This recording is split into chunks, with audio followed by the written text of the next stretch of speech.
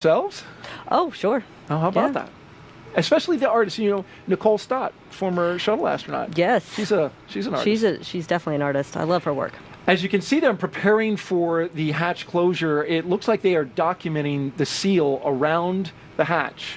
Yes, they're looking very carefully to make sure that that seal is completely intact, because that's what's going to hold the pressure inside the capsule. You don't want any foreign object debris, what we know here at NASA as FOD. It's FOD, right? Which is anything that's not supposed to be there? Anything that's not supposed to be there. And it can be, they're looking for really tiny things. Something as small as a human hair will cause that seal to not operate properly.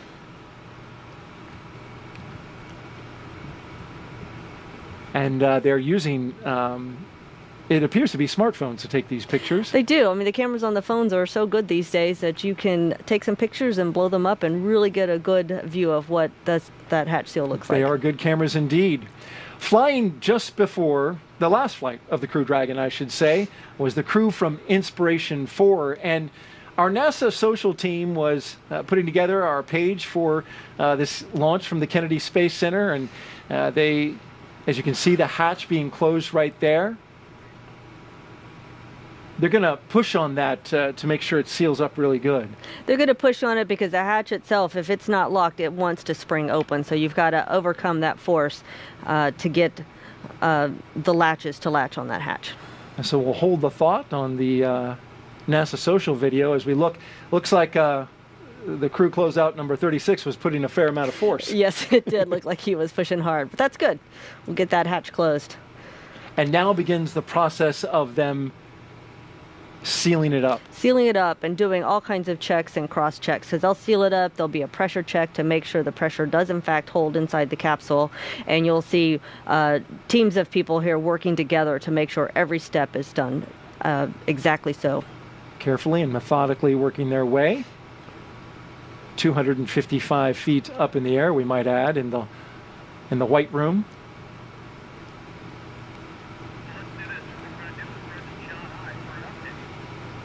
As they work on closing up that hatch, let's head out to California and catch up with John I for an update on the operations. John? Countdown is proceeding nominally at this point, and thanks, Daryl, for that handoff. We're coming up just inside T-minus 2 hours. Now, on board the brand new Dragon spacecraft Endurance, we've heard a lot of the communication between the crew and the ground. Comm checks were complete. We saw the astronaut seats rotated to the flight position. The suit leak checks were successfully completed. And we've been watching the closeout leads lean into that hatch, getting it secure. And we're getting ready now to begin what will be the hatch leak checks to make sure that all the seals are good, everything's bolted down tight, ready to go. Once we finish the final leak checks, the team will begin the steps to close out the White Room and get the access arm ready to retract. And then that closeout team that you see there will leave the pad by about T-minus 1 hour, and that'll leave just the 4 astronauts on the pad. Now for Falcon 9, their team for countdown is on console. Here you can see firing room 4. They're preparing for communication checks with the astronauts coming up in just a few minutes. Currently on Falcon 9, the engineers have pressurized launch vehicle gas storage bottles. That was done before we cleared the pad. These are composite overwrapped pressure vessels. They hold gases that are used to fill the propellant tanks with hot helium as that propellant is pulled out of the first and second stages by the Merlin turbopumps. As we get into the last half hour of the countdown, we'll do a final top off of those pressure vessels, make sure that we're at flight load. We also use these pressurized gases to spin the Merlin engine turbopump when we have to start an engine in space. So the second stage MVAC engine has to start up after the first stage separates. And the first stage engines, we've got 3 of them need to restart to begin the entry, and then 1 engine for the final landing sequence. So all of those engines need the helium gas to be able to spin and start the engines. The gases are also used for attitude control systems. Not so much on the way up, but it helps orient the vehicle after the first stage separates and comes back down for the landing on the drone ship. And we also use the gas to deploy the grid fins and to kick the landing legs out just before we land on the drone ship. We're continuing to monitor weather at the launch site and around the world at contingency abort and landing zones. Concerns we're looking at continue to be the same too since we started the webcast, cumulus clouds and flight through precipitation. Now, a moment ago, the range did report that currently, right now, we are no-go on weather for flying through precipitation, but they also expect that to clear up and for us to be go when we get to launch. So this is just a temporary. They have to tell us when we're not meeting all of the weather rules, but right now it doesn't look like a concern. So the good news is weather's looking good. Dragon's right on time. Falcon 9 is quiet, getting ready for its big events coming up here in another hour or so. And so with that, we're going to hand it back to the team at Kennedy. All right, thank you, John. And yes, indeed, we can confirm there was some weather that came through here. Yes, there was. It was a little bit of rain, a light storm, our launch weather officer tells us, Ryan Sizik, informing us that it was a light one. It was passing through, but in fact, when it's here, it does cause that to go red. Exactly. If it's raining here, we would probably not launch into it. Thankfully, there is no lightning, which is another criteria that we use to determine whether or not we are go for launch. We're back inside the capsule now. We're awaiting a couple of things. They're going to do some comm checks. They're going to do some suit leak checks. And in fact, I think you were able to eye when that happens. The suit leak check, do they? Oh, the suit leak checks. Yeah, you can tell when they are doing a leak checks. I believe they've already occurred, but one of the things that happens is you have your visors closed, all your zippers zipped up, and they will pressurize the suit. So you'll get extra air volume inside your suit, so the suits will kind of puff up. You can see that when the leak check happens. And now the half-down visor look is it's very fashionable. The look of the day. In this moment, as they wait, what is that like? Because, I mean, they're waiting to go to space, launching on a rocket. Yes, they know they've got just under 2 hours to wait. So a couple of things are going on. Of course, each crew member there is thinking about their role during the launch. They're probably chit-chatting a little bit amongst themselves, trying to stay comfortable in those suits, and probably just trying to enjoy the experience of actually being in their Dragon spacecraft. SpaceX, we will be commencing health checks for the launch escape system. Expect momentary flight computer state change, followed by a transition back to pad hatch closed. Endurance copies.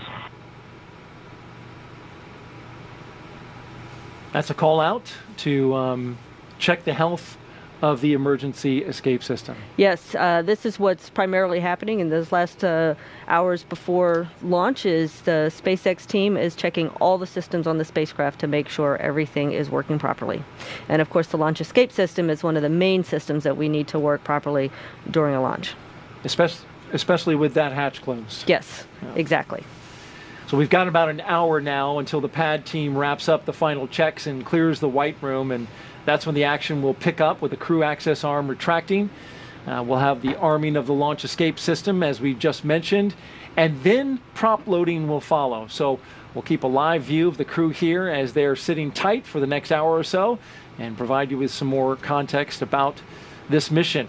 But for now, let's head over to Houston for a closer look at what the crew will be doing when they reach their destination. Sandra.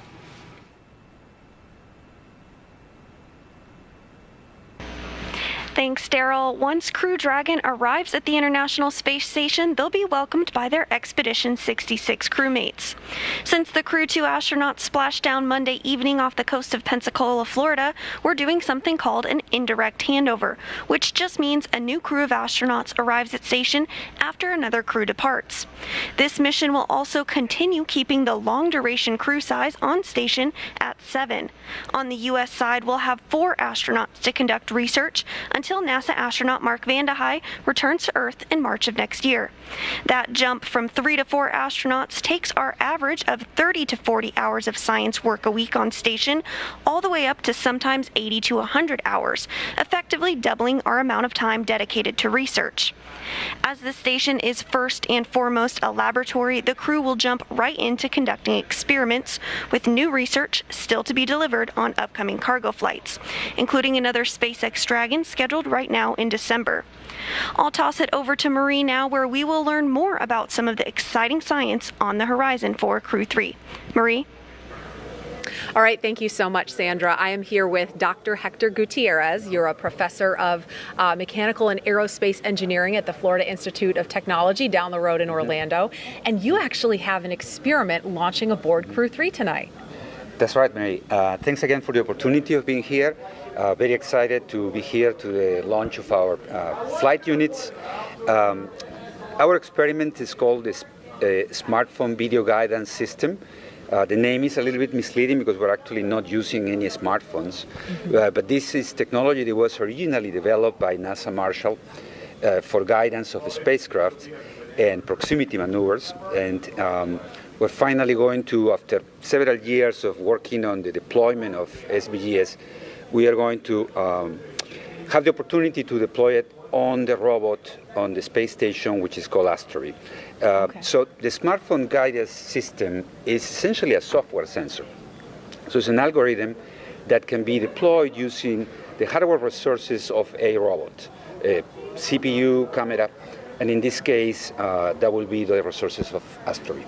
Okay, and so there's the actual payload is a small beacon. It's about, you told me it's about the size of a flashlight. I think we have a couple of photos of it. But this beacon, there it is. It attaches to the wall of the International Space Station and it has some LED lights that light up, and then that gets used in combination with the sensor to maneuver the Astro Bee that you mentioned. That's the free-flying robot on the International Space Station. There are actually 3 of them, and you're going to test 5 different maneuvers with 1, 2, and even all 3 of the Astro Bee robots at the same time. Is that right? That's exactly right.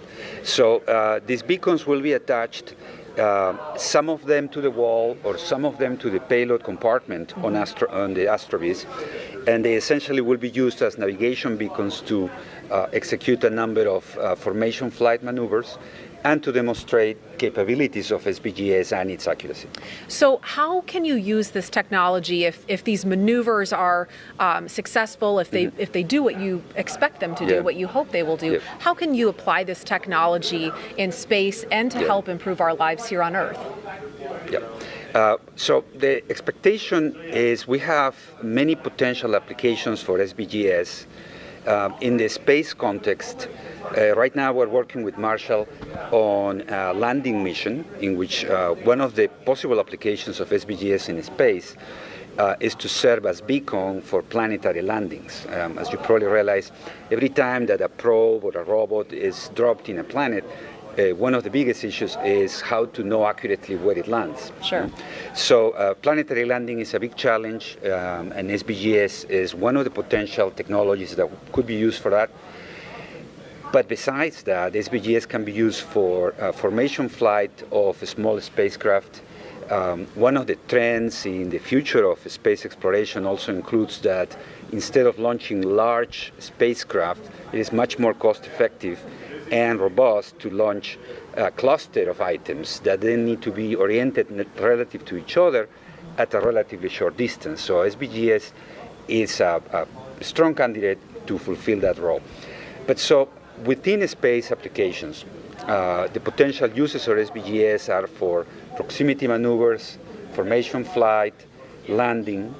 But besides that, we're very excited that SBGS can also be used on Earth for similar applications where you need robots to cooperate between each other to dock or land, if it's a drone, for example. Picture in the not too far future, you can put your beacon at your doorstep and a delivery drone will drop the package right where the beacon is. And it can save significant effort to a delivery person who has to go up 3 flights of stairs or something like that. Just have the drone drop it off. Picture it in New York. So there are a number of applications. We want to go into a commercial, explore the commercial possibilities of developing a commercial version of SBGS that can be integrated with robotic platforms and drones. All right, Dr. Hector Gutierrez, thank you so much. Best of luck with the smartphone video guidance sensor experiment on Crew-3, and we'll be watching and following along, and enjoy the launch. Thank you very much. A pleasure to meet you. Thank you. You too. Daryl, we'll send it back to you. All right, Marie, thank you. Here's a closer look now at some of the life-changing science astronauts are performing aboard the International Space Station. The International Space Station is a state-of-the-art microgravity laboratory that is unlocking discoveries not possible on Earth and helping us push farther into deep space. Every single day, we are answering big questions about Earth and about space, about where we came from and about where we're going. But the other thing that we're doing is we're learning more questions to ask.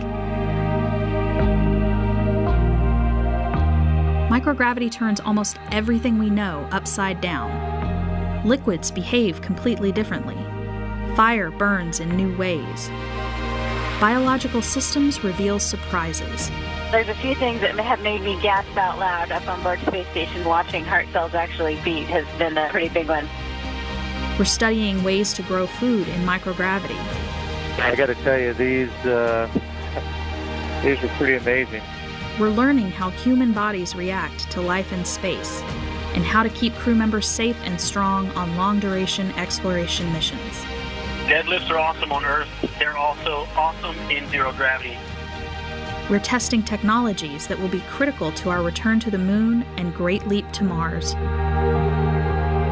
Our research has contributed to medical and social benefits on our home planet, allowing us to find new ways to combat disease back on Earth and develop technologies to deliver clean water to remote communities in need.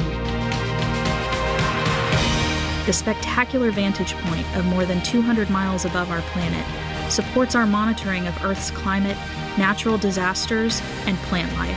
Our planet Earth is absolutely stunning. To me, it doesn't matter where we are in the world, I just see beauty in different ways.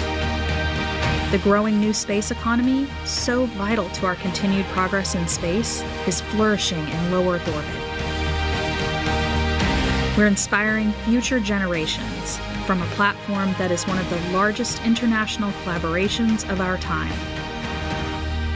We're doing science at 17,500 miles per hour. Come along for the ride.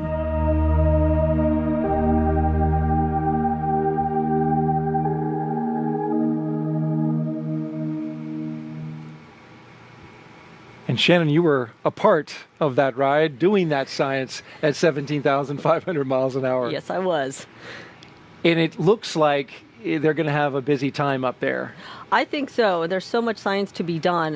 The ground crews do a very good job of keeping the crew on board scheduled the entire day doing that science. Taking advantage of every moment. As we look live inside the Dragon capsule, we are T-minus 1 hour and 44 minutes until liftoff. We are here with Shannon Walker, NASA astronaut who flew on Crew-1, watching Crew-3 prepare to get ready for their flight. And it appears they haven't been very chatty. No, they haven't been very chatty. I guess it's a quiet crew. It's a quiet crew, and that's just fine as they prepare for their liftoff. Crew-3 is scheduled to arrive to station just days after astronauts from Crew-2 returned home from a record-setting spaceflight. Take a look at this at 10:33 p.m. Eastern Time. The view looks a little similar. This is Crew-2, though, safely splashing down in the Gulf off the coast of Pensacola. There's a view from the infrared camera as the parachutes opened up. The crew of Shane Kimbrough, Megan MacArthur, JAXA astronaut Aki Hoshide, and ESA astronaut Thomas Pesquet, they landed safely, splashing down there in the Gulf as the parachutes came down around them. They spent 199 days in orbit, Shannon, surpassing the previous record of 168 days set by Crew-1 astronauts, of which you were a part. I was. I would have loved to have stayed up 199 days, but 168 is not bad either. And before they returned to Earth, NASA astronauts Shane Kimbrough and Megan MacArthur, well, they were good tenants because they made sure that station was ready for Crew-3. I had a chance to speak with them in space before they came home. Hey, Shane and Megan, great to be with you today. This is fantastic. You guys are currently over the Pacific Ocean, cruising at 17,500 miles per hour towards our general direction, though it doesn't look like you're going that fast. And Megan, your hair is looking luxurious, by the way. Thank you very much. So tell me, you're getting ready for Crew-3 to arrive. Yeah, so we've been getting their sleep stations ready to go, their crew quarters. So we've been cleaning those and getting them all ready. So they're going to be set. We also have gotten their suitcases up here. And we've got one. Here's Raja's. And we got Kayla's there. And so we got Tom's and Matthias's as well. So all your clothes are ready to go for the next 6 months. So that's going to be set. All your food's ready to go as well. And given the size of those suitcases, it doesn't look like the wardrobe is having a lot of variety. But you don't need a lot of that up in space. Tell me, for the first space flight, you know, for the folks that are coming up, 3 of the 4 astronauts, this is going to be their first space flights. For those 3 astronauts, we know they've trained extensively, but what is something as a first-timer they will experience that you just can't train for? Well, Daryl, that's a great question. And really, it's the physical environment that we live in that is really hard, obviously, to train for when you live in 1G on Earth. And so it's how you move around, how you move efficiently, how you can, you know, go floating and flying through the space station without crashing into things, without knocking things off the walls. But these are all smart folks. They're going to figure it out really quick, and they're going to be doing great work up here before we know it. Hey, Shane, one of the veteran astronauts, Thomas Marshburn, you know him pretty well. You got any stories about him? He's a veteran astronaut, just like you, flew on shuttle, been up to the station before, and both of you the astronaut class of 2004. So you got any good stories about Tom? Nah, none really. Tom's such a great guy. I mean, he was at NASA before we were selected as astronauts as a flight surgeon. So some folks may not know that. So he was kind of the go-to person in our class of, hey, what's it really like? What I don't understand this, how NASA runs. And since he'd been here a little while, he was definitely our go-to person for that. Tom and I are also both from Atlanta, so we have that in common. And we've enjoyed working together and training together over these many years. Couple of Southern guys. That's great. Want to ask you, though, currently Crew-3, as they're getting ready to go up, I was watching you guys play a game. In fact, the entire world was watching you guys play a game with your thumbs. And I'm just curious, what was that game? And why were you playing it?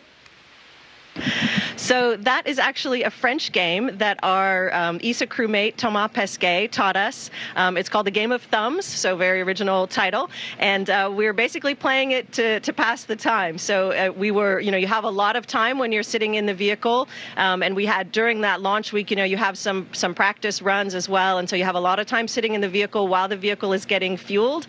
And of course, you know, we talked to each other about what, you know, to be prepared for any emergency scenario that might happen. We talked through all of our nominal tasks and monitoring that we're going to do, and then we still have some extra time. And so Thomas had this game at the ready for us to play, and that kept us entertained for the time between the activities that we had to do. Shane Kimbrough and Megan MacArthur aboard the International Space Station, thank you so much. And by the way, fun fact, during this interview, you just traveled 3,000 miles. Incredible. Thanks, Daryl. Really great talking to you, and get Crew-3 up here safely. We're looking forward to having them on board. Will do. Take care. And there's the floating flip. You can't talk to astronauts without having a flip. Always got to do it. Shane and Megan, they were great, and you know it was great to find out about that game. They enjoyed games. This crew apparently is enjoying some solitude. I think so. They're all, but they are doing what Megan just said. They are going through the nominal procedures. They're talking through the emergency procedures to make sure that they are prepared when launch actually happens. Shane and Megan back on the ground. Shannon, you were out there when they came down, and you were one of the first people they saw. I was. It's hard to believe it was just Monday night when they splashed down, but it was pretty special for me to be out on the ship that gathered up the capsule, and I got to see the crew, and it was extra special because I was on station when they came on board, and then I got to be there when they splashed down. How about that? That must have brought a smile to their faces even after, you know, coming back from space. Yes, they all told me that it was great to see my friendly face. Great story, Shannon. Thank you so much. And now let's check back in on launch operations in Hawthorne. John I, what has the team at SpaceX been working on? Thanks, Daryl. We're coming up on just under 1 hour and 38 minutes before launch. Now the crew of 4 are in the capsule, hatches closed, and we have heard a successful completion of the hatch leak check. So pretty much everything is finished with the capsule. The ground team will be securing the white room, the access arm, and they'll be off of the pad in just about a little more than 30 minutes. Now the launch engineers for Falcon 9 are in their firing room 4 in the NASA Launch Control Center. that's just outside the Vehicle Assembly Building at Kennedy Space Center. You can see the view they're going to have through those large windows of Pad 39A. It's 5 kilometers just east of them. We get liftoff, it's going to light up the sky, and I think everybody's going to be looking out those windows. Now, the Falcon 9 team has loaded the helium and nitrogen gas into the storage bottles on the launch vehicle. We've done some RF checkouts a little bit earlier this evening, and we're doing a final review of vehicle tests that were performed earlier today. Now, the SpaceX chief engineer will be checking with the team at T-minus 80 minutes to verify that we are good to continue the countdown. Now, the next major activity is flowing a small amount of fuel into the first stage to prime the Merlin 1D engines for ignition.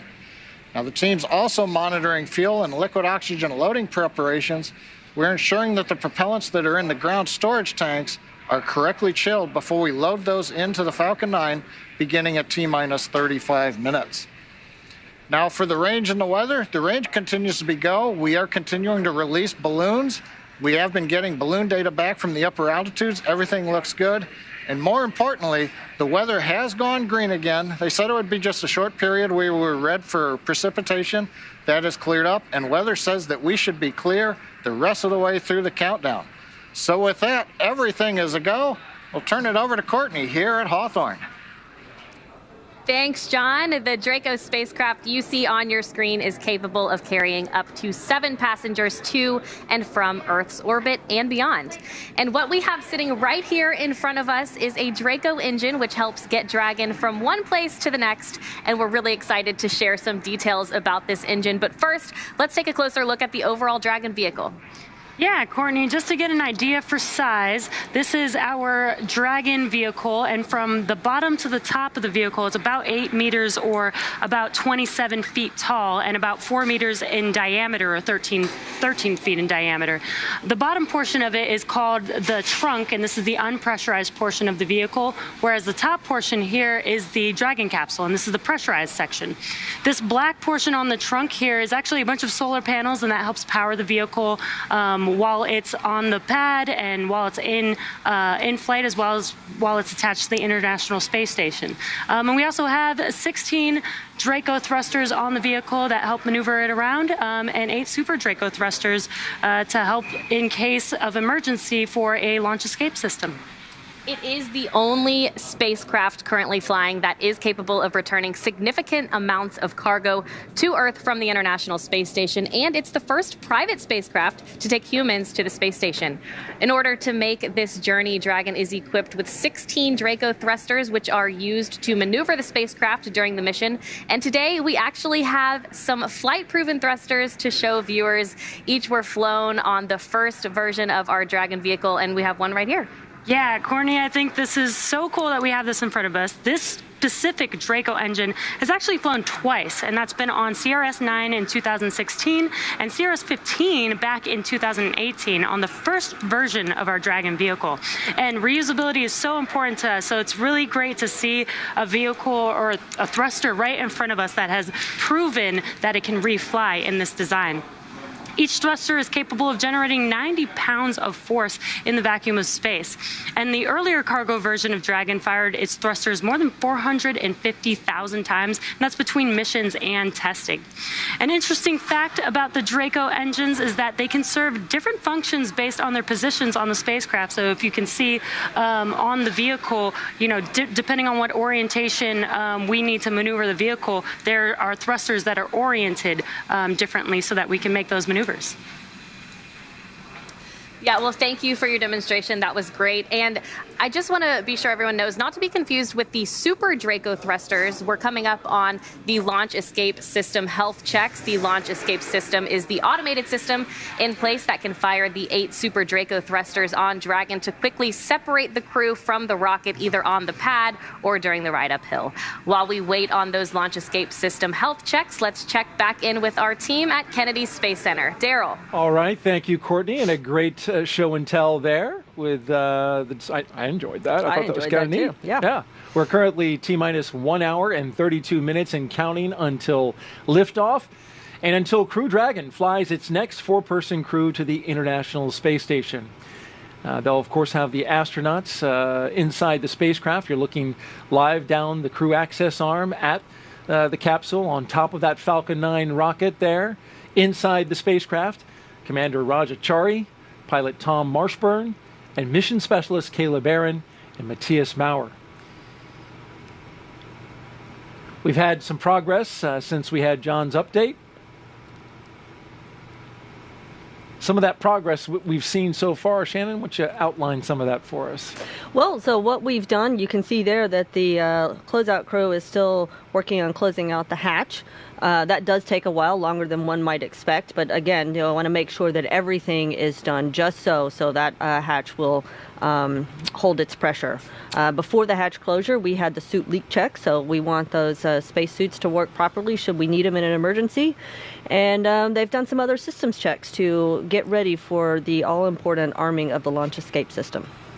Absolutely. And we saw a shot there of the crew, or the closeout crew. They were tethered, as you can see there. Both the crew member on the left and the right, you can see those tethers because they're literally 255 feet up in the air. They are, and there's a little space there that we do not want them to fall through. So absolutely, that's why we keep them tethered. And it looks like a step ladder there, in case they need to get up a little higher. Boost up. Right, exactly. It's good to have the right tools on hand. Here in just a few seconds, around an hour and 30 minutes before liftoff in our launch timeline, we should have that launch escape system and communication checks conducted by the Falcon launch team. These checkouts, as Shannon mentioned, they're standard part of the launch countdown. Of course, it's critical to make sure everything is working in order before arming this launch escape system.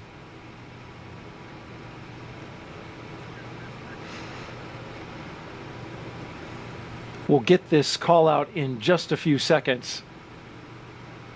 Yeah, it looks like the closeout crew is finishing up. Hopefully all is good, checking out with that hatch there. And as soon as they probably back away and leave, we will hear the arming of the launch escape system.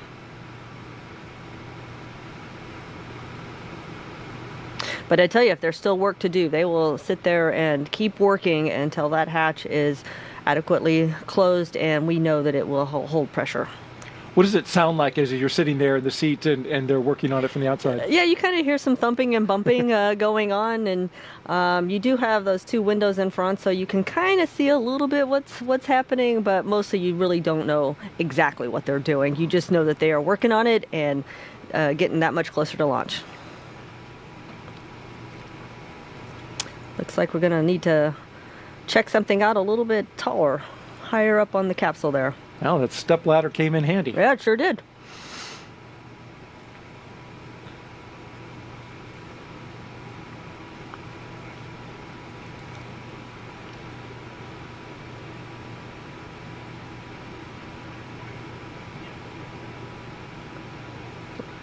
Not sure what that was. I am not sure what that was either, but it looked like it was a duct to flow air or something to the spacecraft. Clearly it did not need to be there for the launch, and so they spent the time needed to remove it. It did look like some ducting. Yes. As they continue to work here.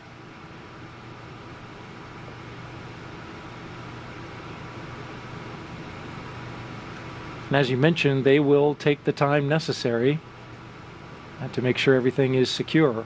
Absolutely right, and everybody knows what the timeline milestones are, so they have a very good idea of when they need to finish up this activity. They're not going to rush through it by any stretch of the imagination. They're going to do it very methodically, very carefully, but we do have a timeline because, as was mentioned previously, it is an instantaneous launch window. We need to launch exactly on time. That instantaneous window needed to rendezvous with the International Space Station on time. Exactly.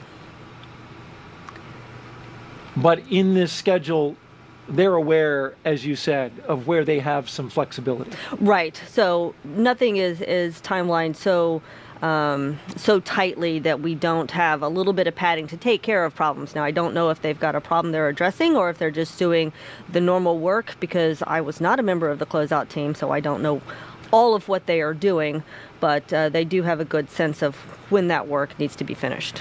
You were on the other side, inside the capsule for Crew 1.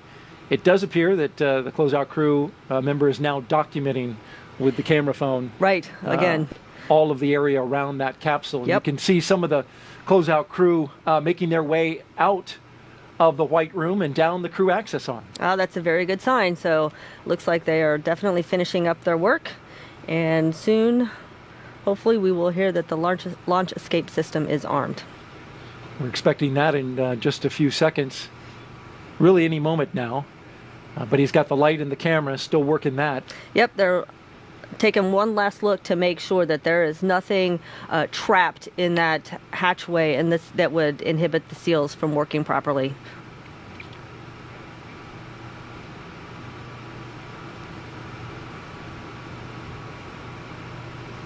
It's interesting watching them work, don't you think? Yes, it is. It's very thorough. Very I appreciate that. Yes, very thorough. They'll have a set of procedures. I don't know if we've seen it, but the closeout crew will have tablets with them, and they will have on the tablets every step that they need to do. And they'll also have those pictures that accompany each and every step that they took. So if they need to, for any reason, to go back and look at it. Yep, exactly so. This is, we should note, a brand new Dragon capsule. It is. They get to ride in a new Dragon. That's exciting.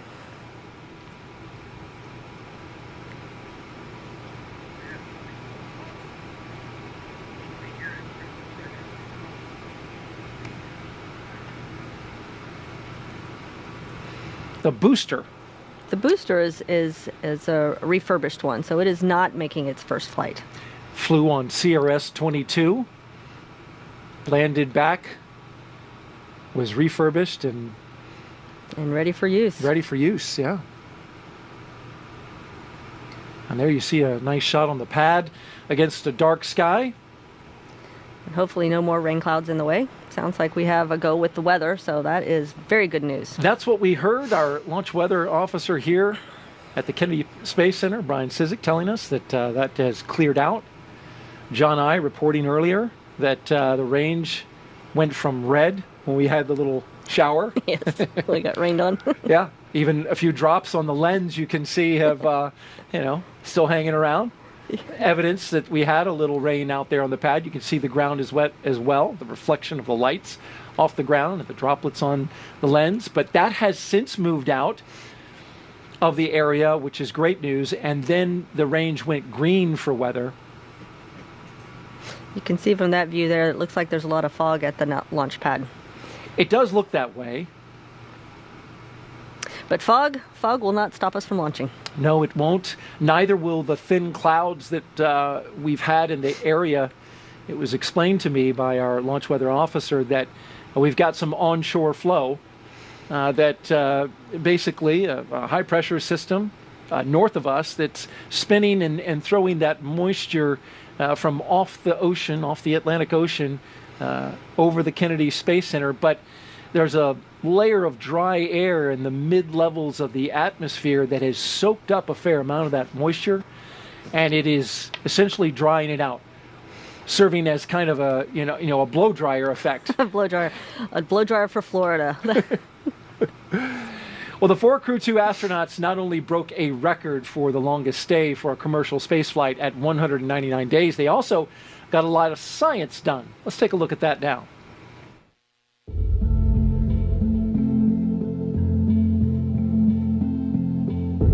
Everything we're doing up in space is to benefit humanity or benefit human exploration.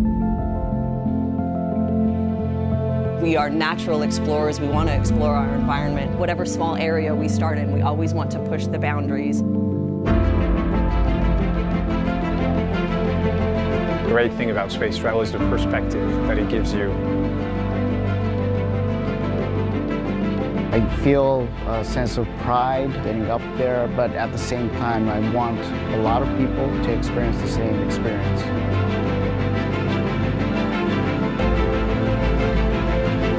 Dragon, SpaceX, go for launch.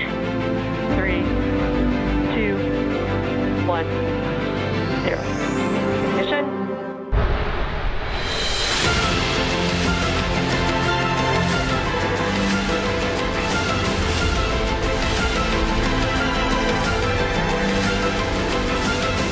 Falcon 9 is supersonic.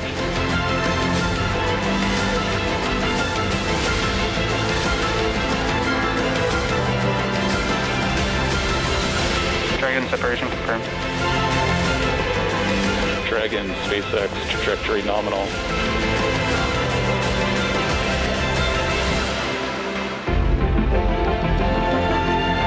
You are part of this big team. You are part of an effort that is larger than yourself. It is a cool perspective to see from up there that, wow, this whole planet looks pretty special. Dragon separation visually confirmed. Just flying a few hundred kilometers away from the Earth changes everything. Endeavour, on behalf of SpaceX, welcome home to planet Earth. Welcome home to planet Earth, and welcome to the Kennedy Space Center if you're just joining us for the launch coverage of Crew-3 as we await liftoff just an hour and 21 minutes from now. Crew-2 that you just saw splash down in the Gulf off the coast of Pensacola on Monday after a very eventful yet productive stay, 6 months in space. Shannon, it looked to me from the infrared video that they had pretty calm waters, and you were out there, you experienced a similar. Yes, you definitely want calm waters when you splash down in the water because you really don't want that capsule rocking too much. That's going to make the crew feel badly if they have too much motion. You don't want to be bouncing around in the seas, whether it's in a boat or a space capsule. No, it's same not effect. Good. Not good. It's not good. Well, NASA leaders are watching this launch from right here at the Kennedy Space Center. They're watching the astronauts inside Crew Dragon Endurance with great anticipation. NASA's Marie Lewis is with a special guest right now from ESA at OSB-2. Marie. That's right, Daryl. I'm here with ESA astronaut and geophysicist Alex Gerst, two-time flyer to space on the Russian Soyuz. Alex, thanks for being here. Hey, Marie. Good to be here. And it's finally good to see the stars come out. Yeah. They're poking through between the clouds. Yeah, we had some sprinkles, but yeah, you pointed out we actually see stars, so that's a good sign here around the launch pad. We were talking earlier. Tell me about the difference between, you've flown to space twice. This is Matthias's first time, and it's totally different flying in a simulator versus the real thing, actually sitting on top of the rocket where Matthias is right now. So explain the difference and what Matthias must be feeling right now. Yeah, actually, the real capsule, it looks the same as the simulator and it works the same. But if you spend a lot of time in the simulator and then sit on the real rocket on the real day, it's amazing. The difference is, it's feeling like you're sitting on this alive being there. It shrieks, and there's steam here, and it's powered up, it's humming, and when you sit on top, it's sometimes a bit like swaying in the wind, just ever so slightly, but you notice it. So there is a difference. You're going somewhere. And then once you arrive at the International Space Station, they're going to be docking tomorrow, and you train for living in microgravity, but there's only so much training you can do to prepare yourself for what life is actually like on the International Space Station. So can you talk about what that's going to be like? Yeah, that's absolutely right. There's no way to really simulate microgravity down here on Earth. That's why we have to fly up there to do all that science experiments. But it also includes training, like how to live on the space station, right? How you get your bearings, and how to translate. That's what we call like floating from one end of the space station to the other. How to sleep in space, how to go to the toilet, all things that you need to figure out on the first day, right? Yeah. And you can't train them, so that's really a challenge. And you just, people say they drink from a fire hose up there, right? The first 3 days. Yeah, and you mentioned science. I want to talk a little bit about the science that Matthias is going to be working on. 35 different experiments specific to ESA. Can you touch on some of the experiments Matthias will be doing? Yeah, there's a lot of stuff that they do up there. That's actually a long continuation of experiments that have been done in the past. Actually, some that I already did. He's continuing. He's a materials scientist, so he's really good at those things. Looking at new materials down here. I mean, they do the experiments up there, but the use of the experiments is down here for like turbo engines that use less fuel, or lighter materials. That's important. But also like cell experiments on cell aging, also experiments that help people who have muscular diseases down here. A really nice set of experiments. They actually have a bioprinter for skin cells up there. Really interesting that they can put over wounds if they have them. That's fantastic. Alex, thank you so much. We're out of time, so I'm going to send it back over to Jesse and Hawthorne, but thank you so much for being here, Alex. You're very welcome. Jesse, over to you. Thanks, Marie. It's T-minus 1 hour and about 17 minutes from launch, and it always gets more and more exciting as we continue to get closer to that T0. Now, Crew has already ingressed the vehicle. They have been helped out by our closeout team to get into their seats and get buckled in, attach their umbilicals to the spacecraft, which provide breathing air and comms to Dragon. And then they've completed comm checks and suit leak checks, and those comm checks were completed with the core here. Endurance copies. All right, and confirmation that the closeout team is now departing. So after those suit leak checks, the closeout team was able to close and seal the hatch, which also gets its own leak check. As we just heard, the closeout team has departed, and those final weather checks are coming up, which will be necessary before that final go, no-go is given for launch. Yeah, before we get that final go, no-go, the various teams at both NASA and SpaceX will do an internal go poll, making sure conditions are right with Falcon 9, the Dragon, the Crew, the range, and the space station before the final go is given. Now let's check back in on Houston for a status on the team supporting the space station on their readiness for launch. Sandra, how's it going?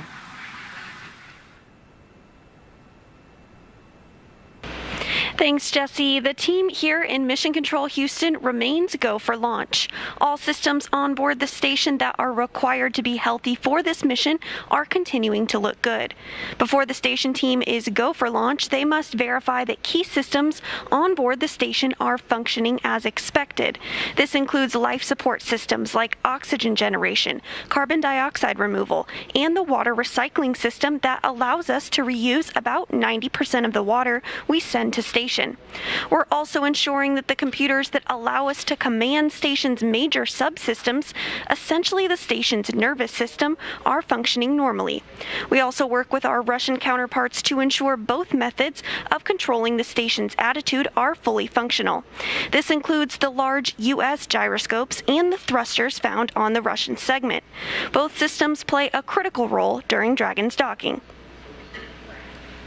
Mission Control Houston will closely monitor the crew's flight and will continue to check off milestones for most of the journey. So I'll send it back to Hawthorne.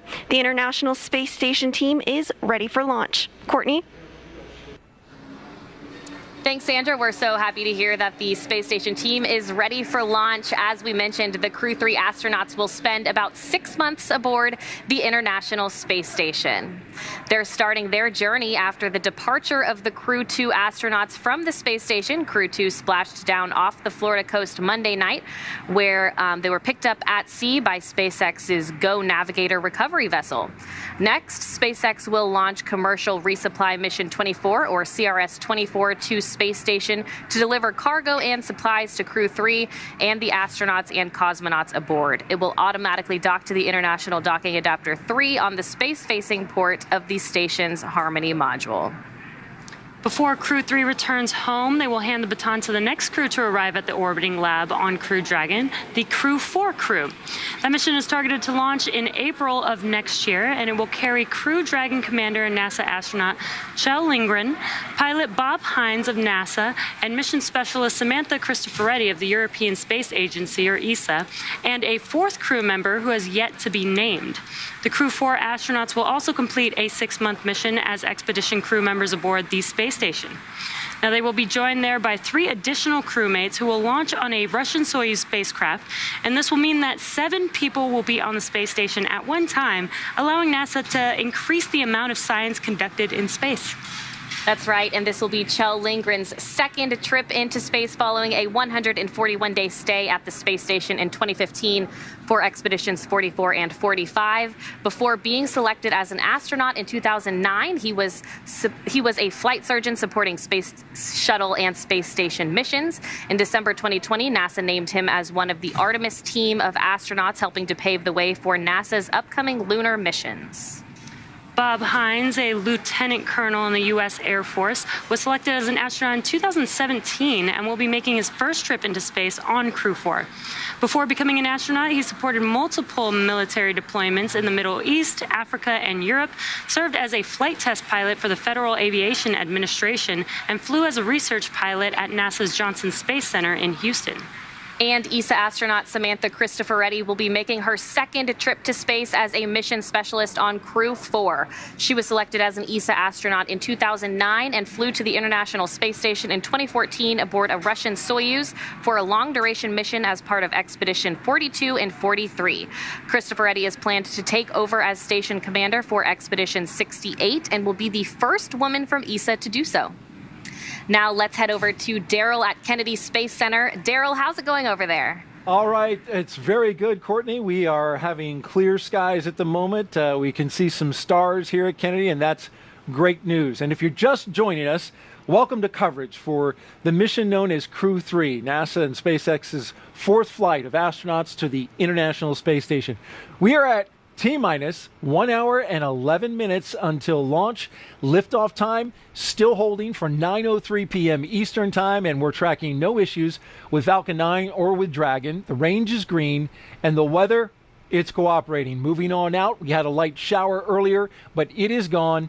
The range is now green, and so over the last 3 hours, our crew of Raja Chari, Tom Marshburn, Caleb Barron, and Matthias Maurer, they donned their SpaceX suits in the historic crew quarters suit-up room. They walked out of the crew quarters building, as every NASA astronaut has done since Apollo 7, and then they were transported to the pad where they climbed inside the SpaceX Crew Dragon Endurance. And now we are seeing them live while they await liftoff. And Shannon, what is the crew doing right now in these moments as they wait? Yeah, they are waiting, but they know that they're getting closer and closer to launch. The time really starts to feel like it's speeding up, especially when we get that launch escape system armed. But what they're doing is they're thinking about their task ahead. They're thinking about running through the nominal procedures as well as running through any emergency procedures that in case they need them. If you remember back in April, and we've talked a lot about this, we launched NASA astronauts Shane Kimbrough, Megan MacArthur, JAXA astronaut, and Aki Hoshide, and ESA astronaut Thomas Pesquet to the space station, and those four returned from their 6-month mission. Shane Kimbrough saying after he splashed down, it's great to be back on planet Earth. It's always nice to come home. It is. And so, not that I would know, you've told me a few times it is great to come back home. It's just, it's a long journey, so it is nice to go home to somewhere familiar. Over the next hour, we will conduct a series of polls. The pad crew has departed, and we watch them leave the area as we zoom out. We get ready for launch through these series of polls. The crew will also arm the launch escape system, and fueling of the Falcon 9 will then begin. Launch, of course, set for 9:03 p.m. Eastern, and this will include a 12-minute flight to orbit, and then a roughly 22-hour flight to dock with the International Space Station at 7:10 p.m. Eastern on Thursday, November 11th, which is Veterans Day, and it's not lost on us that we have 2 active military members on this flight, and so it seems fitting, a day that we remember all veterans who have served. Right, yes, it's important to recognize our veterans, and NASA definitely has a long history of working with the military service. We are a civilian organization, but they do provide some expertise to us. And as you pointed out, we've got 2 active duty military on that flight. Many test pilots from the military ranks have come through NASA, of course. That was certainly true in the early days of the space program, and it's still true today. It's still true today, but we also have non-military people such as myself, so we take a lot of scientists and engineers that are not affiliated with the military. As we look outside at the launch pad at 39A, for those who don't know, this is a very vast place. Kennedy Space Center shares land with the 140,000-acre Merritt Island Wildlife Refuge. So that's why when you're looking there, it's just so dark in so much of the picture. Even when we're a far distance from the launch pad, it's an area that has been preserved for a very long time, for decades going back. And since it is Native American Heritage Month here in the month of November, we should mention that this was land once occupied by indigenous tribes, including the Ais and the Timucua. A quick history of NASA's Commercial Crew program. It all began with the first successful and historic test flight with NASA astronauts called Demo 2. After that, NASA certified SpaceX to fly astronauts regularly to and from the International Space Station. And the first rotational mission was, of course, drumroll please, Crew-1. Shannon, that was a big deal because it was the first time in more than a decade since Space Shuttle retired for longer duration space flights. This was the first one. You were on it, and you flew up there and spent almost 6 months in space. That's right. We did spend almost 6 months in space, and we make a big deal about this being the first capsule because even though it has made it to space, there's still things that we need to see how it ages during its time on orbit. So we're constantly looking at its systems and making sure that everything is working properly so we can keep crew up there as long as we need them. And a lot of what you experienced then flowed back into improvements that were made for this brand new spacecraft. Absolutely. Each time a crew comes back, just as we did, we give comments and what we call lessons learned and maybe some suggestions on how to make things a little bit better. And so SpaceX is good and NASA is good, and they try and flow those improvements in whenever they can. A lot of those improvements made on this capsule. We've been hearing a little from the crew on board Dragon, currently strapped into their seats, as you can see there, helmets mid-level so they can look below them. They have completed their communications and suit leak checks. They're able to follow all the milestones, Shannon, still ahead on those displays, as you've been telling us, just above them. They are getting insight into all of the Dragon and Falcon 9 systems as we proceed and march ever so slowly towards launch. And then at T-minus 1 hour and 5 minutes, let's go ahead and check in for a status update from John I at SpaceX headquarters. John? The good news is we've had a smooth countdown, and the SpaceX team is getting ready to pick up the pace here in the last hour. Now, our next major activity happens at T-minus 1 hour when the SpaceX closeout team actually gets out of the blast danger area. They've already left the crew access arm and are leaving the launch complex. That just leaves the crew on board Dragon inside of 39A complex. Now, Falcon 9, as you can see on the screen, the two-stage reusable rocket. We've done our final propulsion checkouts of the first and second stages, and the engines began just a few minutes ago in preparation for propellant loading. So we're testing and cycling valves on the engine. We're checking the engine pneumatics pressurization system right now. At T-minus 45 minutes, the team will report their readiness for propellant load with a final electronic go-no-go poll. Now, before we can start loading propellant on the Falcon 9, we have a couple of major tasks to perform with respect to Dragon. First, after the poll is complete, we're going to retract that crew access arm that you can see alongside Dragon from the fixed service structure. We're going to move that away to launch position. That'll happen approximately between T-minus 44 and T-minus 42 minutes. With the arm out of the way, the crew will arm the launch escape system. Once these two events are complete, Dragon is ready for Falcon to begin propellant loading. On the weather front, we're also verifying that we meet all the constraints, and as we mentioned a little bit earlier, everything both at ground level and at upper altitude looks good and ready to support an on-time launch in just over 64 minutes. So with everything looking good right now, the range is also ready to support from historic Launch Pad 39A. The worldwide network of ground stations and the tracking and data relay satellites are ready to support Dragon as it heads into orbit. Everything is looking good for that instantaneous launch window at 9:03:31 p.m. Eastern Standard Time, which is 2 hours, 3 minutes, 31 seconds Universal Time. As a reminder, once we begin loading propellant, there's no opportunity to change the T0. Timing for Dragon rendezvous with the International Space Station is very precise, down to the second, so we're going to get one chance at it today. But the good news coming up just over 63 minutes and counting, we are go for launch, Jesse. Great. Thank you, John I. It's always great to hear that we have everything go SpaceX, for our we will be T0. cycling orbit tank isolation valves to equalize low flow pressure at this time. Additionally, you are go for section 6. When ready, report go for launch. Endurance copies. We'll be cycling some pressurization valves, and we are go for section 6.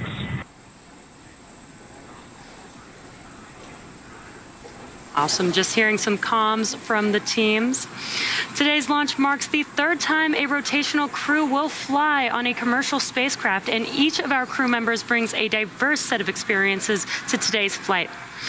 Rajachari is the commander of the Crew-Dragon spacecraft and the Crew-3 mission. Chari is responsible for all phases of flight, from launch to re-entry. Once on board station, he'll serve as an Expedition 66 flight engineer. He was born in Milwaukee, but considers Cedar Falls, Iowa, his hometown. He is a colonel in the U.S. Air Force and joins the mission with extensive experience as a test pilot. Over his career, he has accumulated more than 2,500 hours of flight time. This will be the first space flight for Chari, who became a NASA astronaut in 2017. He is also a member of the Artemis team, so he is eligible for assignment to a future lunar mission. And Tom Marshburn is the pilot of the Crew-Dragon spacecraft and second in command for the mission, responsible for spacecraft systems and performance. Once aboard station, he will serve as an Expedition 66 flight engineer and is scheduled to assume command of the station for Expedition... Go for launch, 6.4, section 4.100. Copy, Dragon. You are go for launch. All right, and that call, Endurance, is a go for launch. Exciting news. Again, Tom Marshburn is a Statesville, North Carolina native who became an astronaut in 2004. Prior to serving in the astronaut corps, the medical doctor served as a flight surgeon at NASA's Johnson Space Center in Houston and later became medical operations lead for the International Space Station. The Crew-3 mission will be his third visit to the space station and his second long-duration mission. And the Crew-Dragon will be the third spacecraft for Marshburn to fly in after the Space Shuttle and the Russian Soyuz. He previously served as a crew member of STS-127 in 2009 and Expedition 34 and 35, which concluded in 2013. Kayla Barron is a mission specialist for Crew-3. As a mission specialist, she will work closely with the commander and pilot to monitor the spacecraft during the dynamic launch and re-entry phases of flight. Once aboard the station, she will become a flight engineer for Expedition 66. Barron was born in Pocatello, Idaho, but considers Richland, Washington her hometown. She earned a bachelor's degree in systems engineering from the U.S. Naval Academy in Annapolis, Maryland in 2010, and a master's degree in nuclear engineering from the University of Cambridge in England in 2011 as a Gates Cambridge scholar. Lieutenant Commander Barron earned her submarine warfare officer qualification and deployed 3 times while serving aboard the USS Maine. At the time of her selection as an astronaut candidate in 2017, she was serving as the flag aide to the superintendent of the U.S. Naval Academy. And Matthias Maurer will also be a mission specialist for Crew-3, working with the commander and pilot to monitor the spacecraft during the dynamic launch and re-entry phases of flight. He will also become a long-duration crew member aboard the space station. Maurer comes from Sankt Wendel in the German state of Saarland. Before becoming an astronaut, Maurer held a number of engineering and research roles, both in a university setting and at ESA. In 2016, Maurer spent 16 days on an undersea mission as part of NASA's Extreme Environment Mission Operations, or NEMO, space analog. Like Chari and Barron, Maurer will be making his first trip to space with the Crew-3 mission. Each of these 4 crew members will join Expedition 66 once they arrive at the International Space Station, with Russian cosmonaut Anton Shkaplerov as commander. Yep, and it looks like we are just under 1 hour from liftoff now. And this day is a continuation of regular crew flights to the space station from U.S. soil. This will be the 4th flight, Dragon. This will be the 4th flight of Dragon with NASA Crew and its 3rd long-duration mission to the International Space Station. And today our crew is flying the newest Dragon in our fleet, and we'll be taking a ride on board the Falcon 9 that supported the CRS-22 mission back in June of this year. Now, it's been a great countdown so far. Weather is still looking good, so the excitement is continuing to pick up here as we get closer to that T0. That's right. We started our coverage with Suit Up just over 3 hours ago. The SpaceX team helped the crew put on their suits and conduct initial checkouts before Crew Walkout. Crew Walkout was where Raja Chari, Tom Marshburn, Kayla Barron, and Matthias Maurer gave final goodbyes with friends and family gathered outside of the operations and checkout building before they began that roughly 20-minute ride to pad 39A. And though it was just after sunset and already dark outside, we did still get some awesome views of those Teslas heading down the NASA Causeway before the crew arrived at the pad. And once they arrived, they all took a brief moment to enjoy the view of the vehicle that they will be taking flight on, and then headed up the fixed service structure to begin a process known as crew ingress, where the astronauts entered the vehicle, and the SpaceX team performed a series of checks to ensure that the suits, seats, and vehicle interactions were all functioning properly. Then about 30 minutes ago, the team closed Dragon's hatch with the crew safely inside. So again, we're just under 1 hour to go until Dragon starts breathing fire. Things will pick up as we get close to the go, no-go pole to arm the launch escape system and begin propellant loading. Now, the crew pull for readiness was completed at T-minus 60 minutes, and the Dragon pull for prop load is coming up here in about a minute at T-minus 55 minutes. Now, next up at T-minus 45 minutes after that will be an internal mission control Hawthorne pull, and then the launch director's pull for propellant loading. When we get to about T-minus 40 minutes, the crew access arm will retract, and the crew will get the call to close their visors and arm the launch escape system. Now, this is the automated system in place that can fire the 8 Super Draco thrusters on Dragon to quickly separate the crew from the rocket, either on the pad or during the flight on the ride uphill. And then once we reach about T-minus 35 minutes, propellant loading for the Falcon 9 will begin. Throughout the countdown, we've been getting some pretty incredible views of the astronauts inside Dragon, making their final preparations, as well as some close-up views of those suits. The teams have often described the suits as an extension of the Dragon spacecraft, almost a mini spacecraft inside of a spacecraft. We're standing by now for that call for propellant loading. Again, that should be coming up here at about T-minus 55 minutes, so we're just about roughly 40 seconds away from that. The crew in position, ready to go.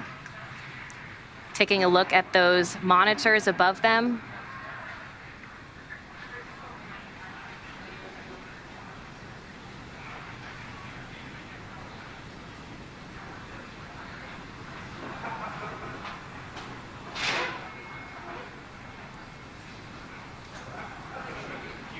And from the view that you can see on your screen, we have Raja Chari, the commander of Crew-3, closest to the screen, with Tom Marshburn in the pilot seat next to him.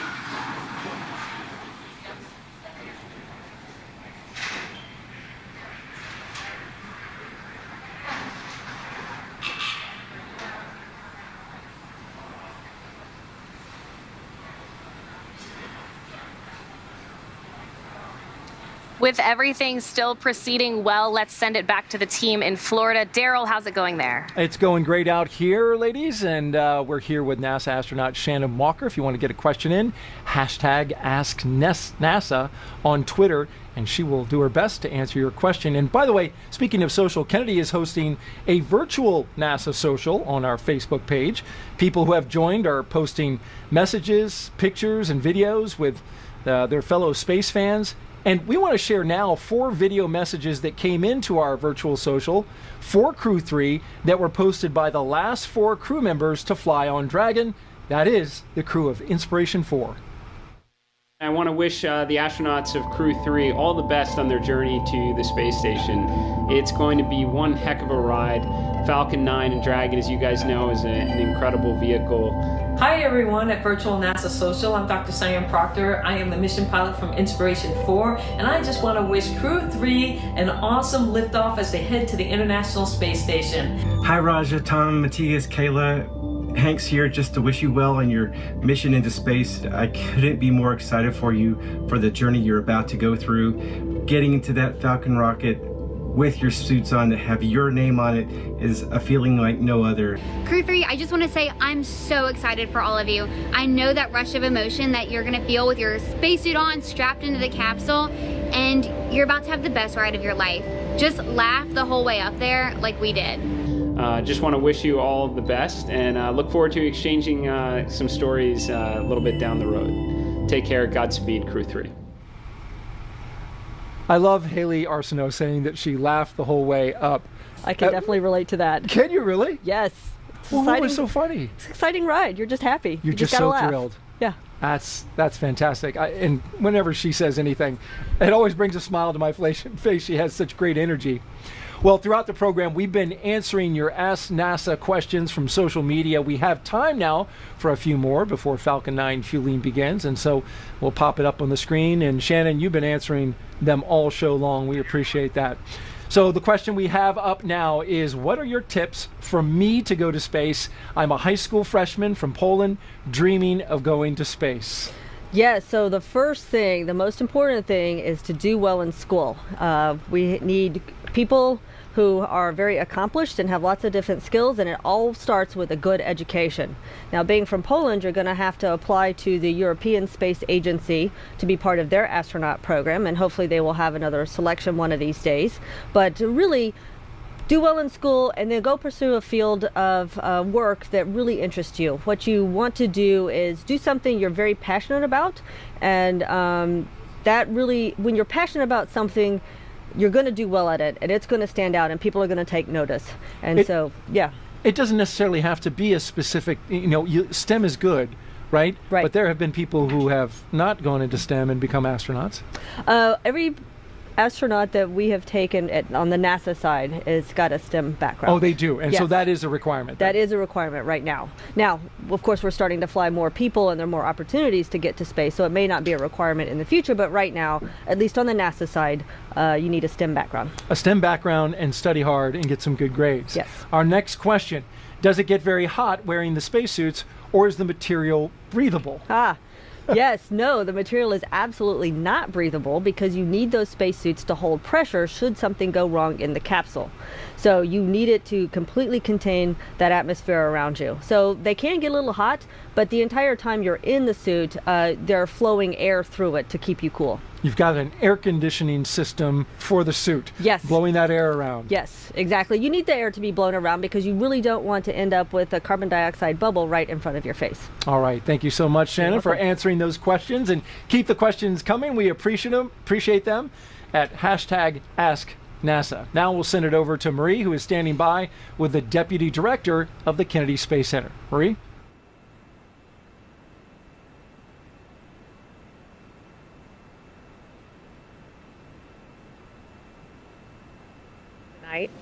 Oh, it's a pleasure to be here with you, Marie.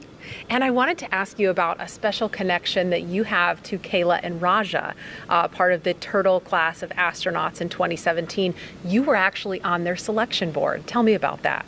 Oh, I sure was. In the class of 2017, we had the most applicants ever in the history of NASA, 18,353. And when it was all said and done, we picked 12. Of course, Raja and Kayla were part of that class. So to see them when they first walked in for their very first NASA interview, and to know now they're on board the Dragon on top of the Falcon 9 rocket, it's just amazing. I'm very excited. And so much has happened in such a short period of time. You became the deputy director just earlier this year in the middle of a very busy launch campaign. We've seen private citizens launch from here at Kennedy this year. More of that is coming. We've got a regular cadence of these commercial crew missions to station. And we're coming up on the 60th anniversary of Kennedy. So, so much has happened, like we said, in such a short period of time. What do you see ahead for the next 60 years of Kennedy Space Center? Well, I see it's just getting started now. So this started with a vision. 10 years ago, we flew out the space shuttle, and we had a vision to create the world's premier multi-user spaceport for both commercial and government users. And now you're seeing it coming to fruition. So it's just got to be, we have 24 launches now, more launches than any place else in the world.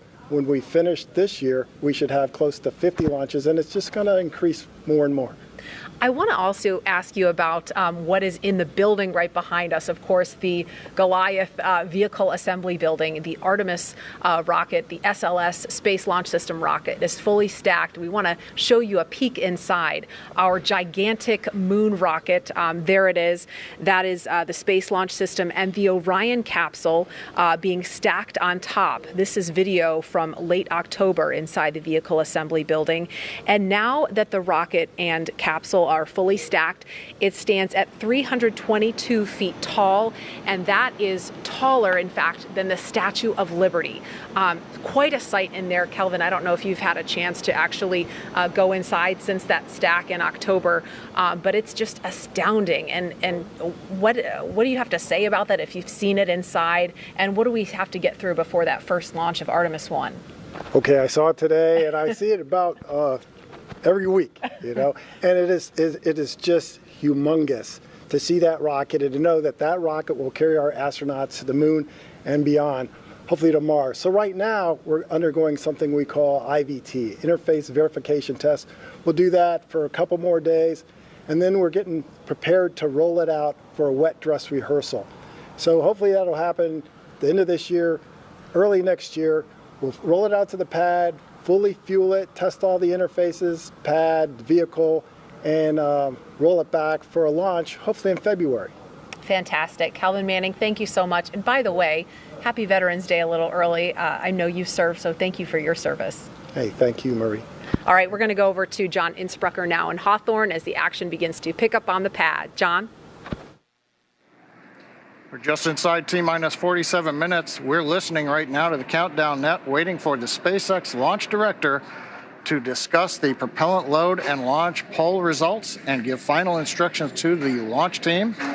At this time, we have completed all checks on the Falcon 9 and the Dragon spacecraft.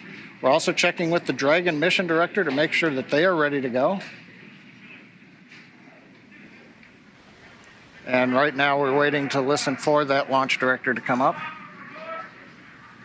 Now we have been checking, as I said, with the Dragon mission director, also NASA launch manager, to make sure they're ready.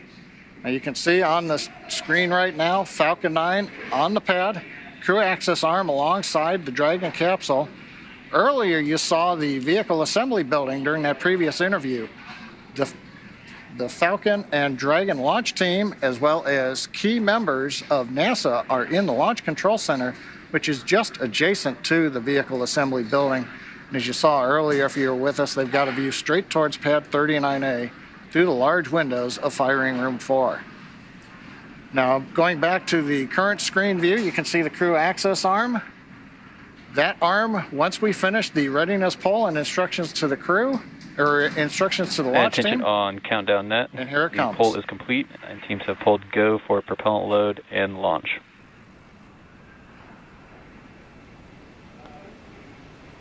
And stand by for hold SpaceX and launch director protocol. says poll is complete. And he's For preparing to brief the hold no-go and conditions, brief safety CE protocol. or LD, and they will approve aborting the countdown. For urgent issues affecting the safety of the operation, operators shall call hold on the countdown net. Launch control will abort the launch auto sequence immediately and proceed to the launch abort auto sequence. At T-minus 10 seconds, launch control will be hands-off, relying solely on automated abort criteria for the remainder of the count. Operators advise the launch director whether structural breakup or fire is imminent or occurring per Dragon manual escape flight rules. For those in Firing Room 4 here at KSC, in the event of a fire alarm, operators noted below 56.80 will remain at their posts while the alarm is evacuated. In the event that personnel safety is threatened, evacuate to south-facing emergency exit leads directly outside. Launch control at this time, you may proceed with arming the crew arm for movement. Just over T-minus 44 minutes. We're going to send it back to Daryl and the team at Kennedy Space Center as we get ready to move the crew access arm. That's right, John. We are waiting that big moment here at the Kennedy Space Center in Florida. As we do, we are T-minus 43 minutes and counting, and just got some. Retraction has started. And there is the retraction. Great shot of the Dragon moving. It's not moving. The crew access arm is. Is moving away from it, yep. And you can see that from inside the Dragon as well. And there it goes.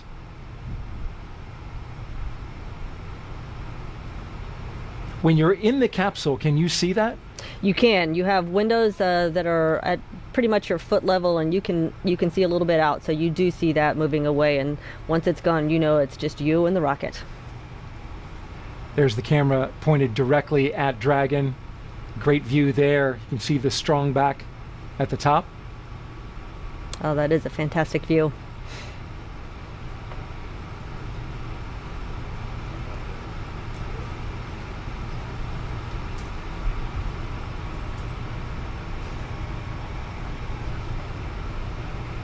And this crew access arm can move faster than it's doing right now under certain circumstances, right? Absolutely. If it needs to go back to being up against the capsule, it can move quite quickly, actually.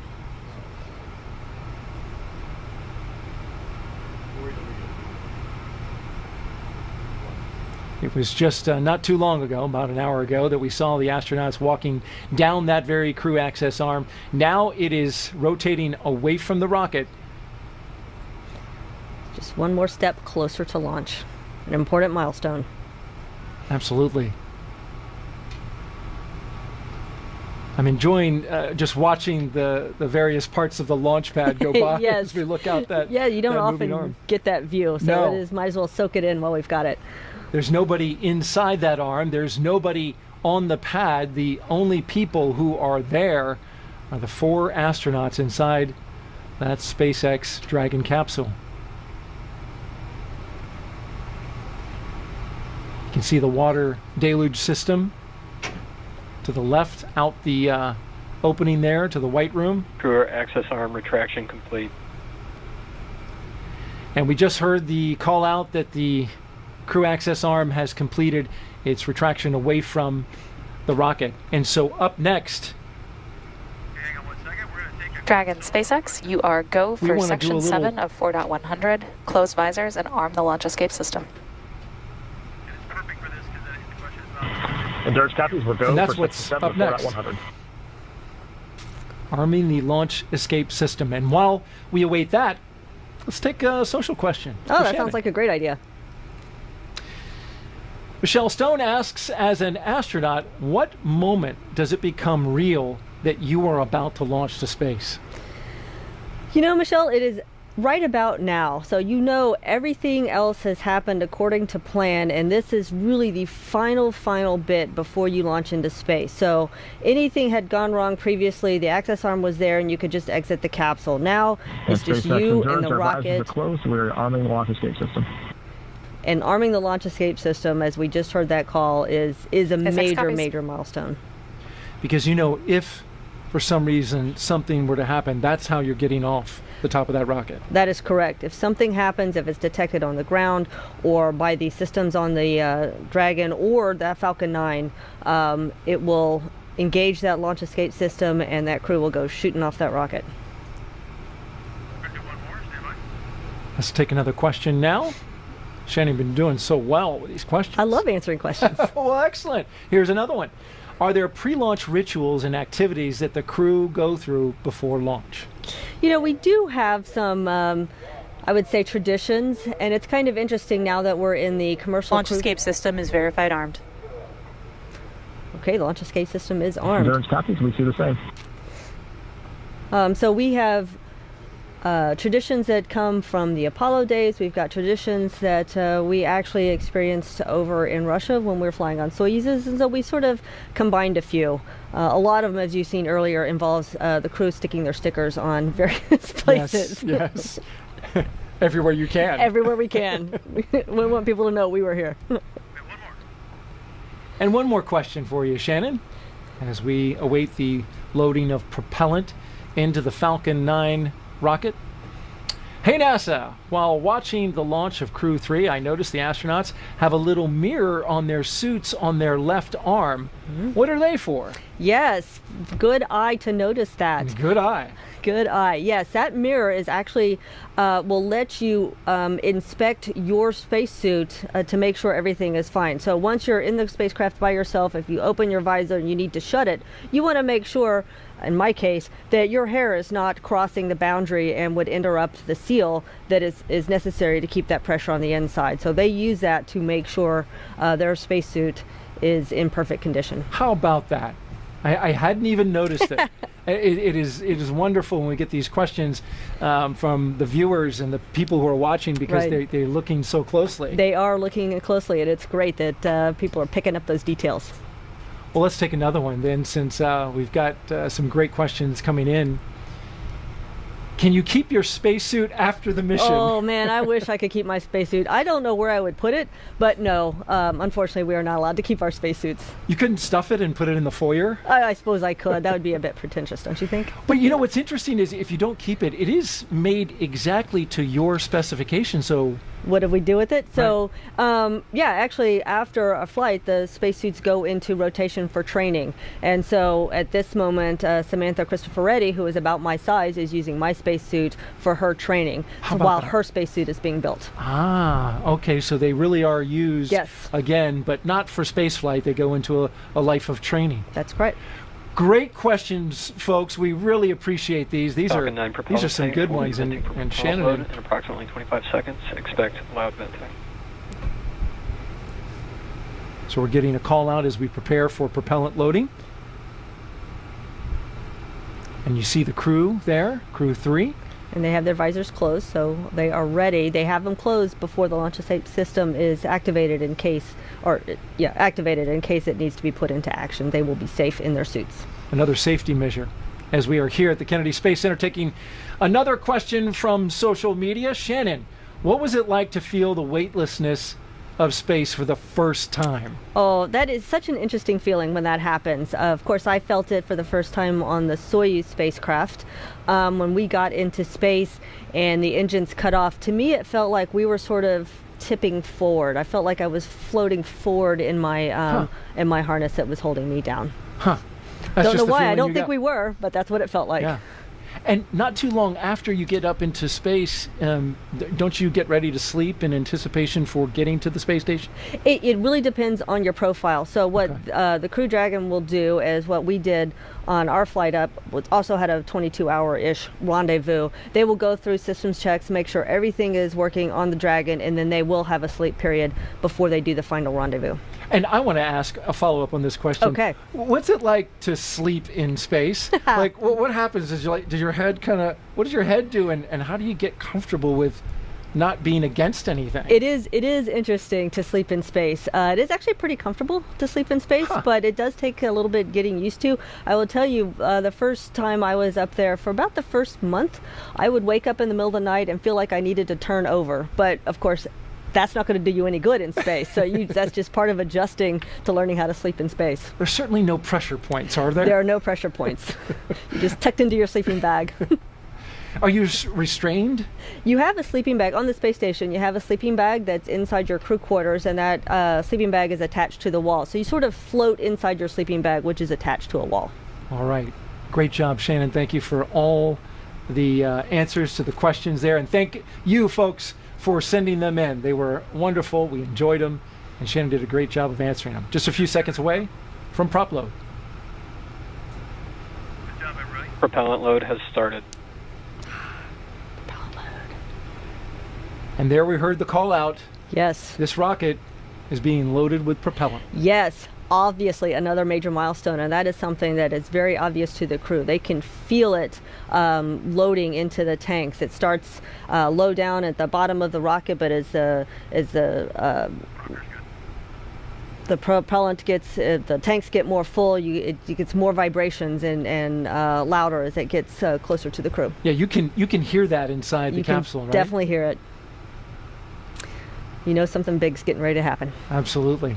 Well, we are T-minus 34 minutes and counting away from the launch of Crew Dragon's third flight with astronauts and the second for 2021. Today begins the next 6-month rotation mission to the International Space Station. The launch escape system is armed, as we just heard, which happens just before we have started loading propellant onto Falcon 9. That propellant is now flowing into Dragon. The Dragon capsule was loaded with its propellants about a week and a half ago, just a few miles down the road at what we call Dragonland. And in order to fly, Dragon needs a fuel and an oxidizer. So for the fuel, we use monomethyl hydrazine, or MMH, and nitrogen tetroxide, or NTO, for the oxidizer. Together, these propellants feed the Draco engines that must maneuver Dragon on orbit, as well as the 8 Super Draco engines that would power the launch escape system in an abort scenario. And again, that fueling, it is flowing. And that means the 8 Super Draco engines inside Crew Dragon are ready. If needed, they can launch the capsule away from the Falcon 9 rocket in an instant, should there be any kind of emergency associated with the rocket or the pad. And the NASA and SpaceX teams have trained extensively for exactly that type of contingency. So we'll send it over for now to SpaceX headquarters in Hawthorne for an operations update with John I. We're counting down those final minutes. Everything's still looking good for Falcon 9 and Dragon for an on-time launch just over 32 minutes from now. Falcon 9 did begin propellant load on time at T-minus 35 minutes. You can see Falcon 9 on the pad, the first and second stages. They're being loaded with 2 liquid propellants. One is a fuel loaded into a tank at the bottom of the stage. The other is an oxidizer that loads into the tank at the top of each stage. The fuel that we're using to power the Merlin engines is a refined kerosene, referred to as RP1. And the oxidizer loaded on each stage is densified liquid oxygen, or LOX. Now, densified is the term that we use to describe that we keep it much colder than typical for launch vehicles.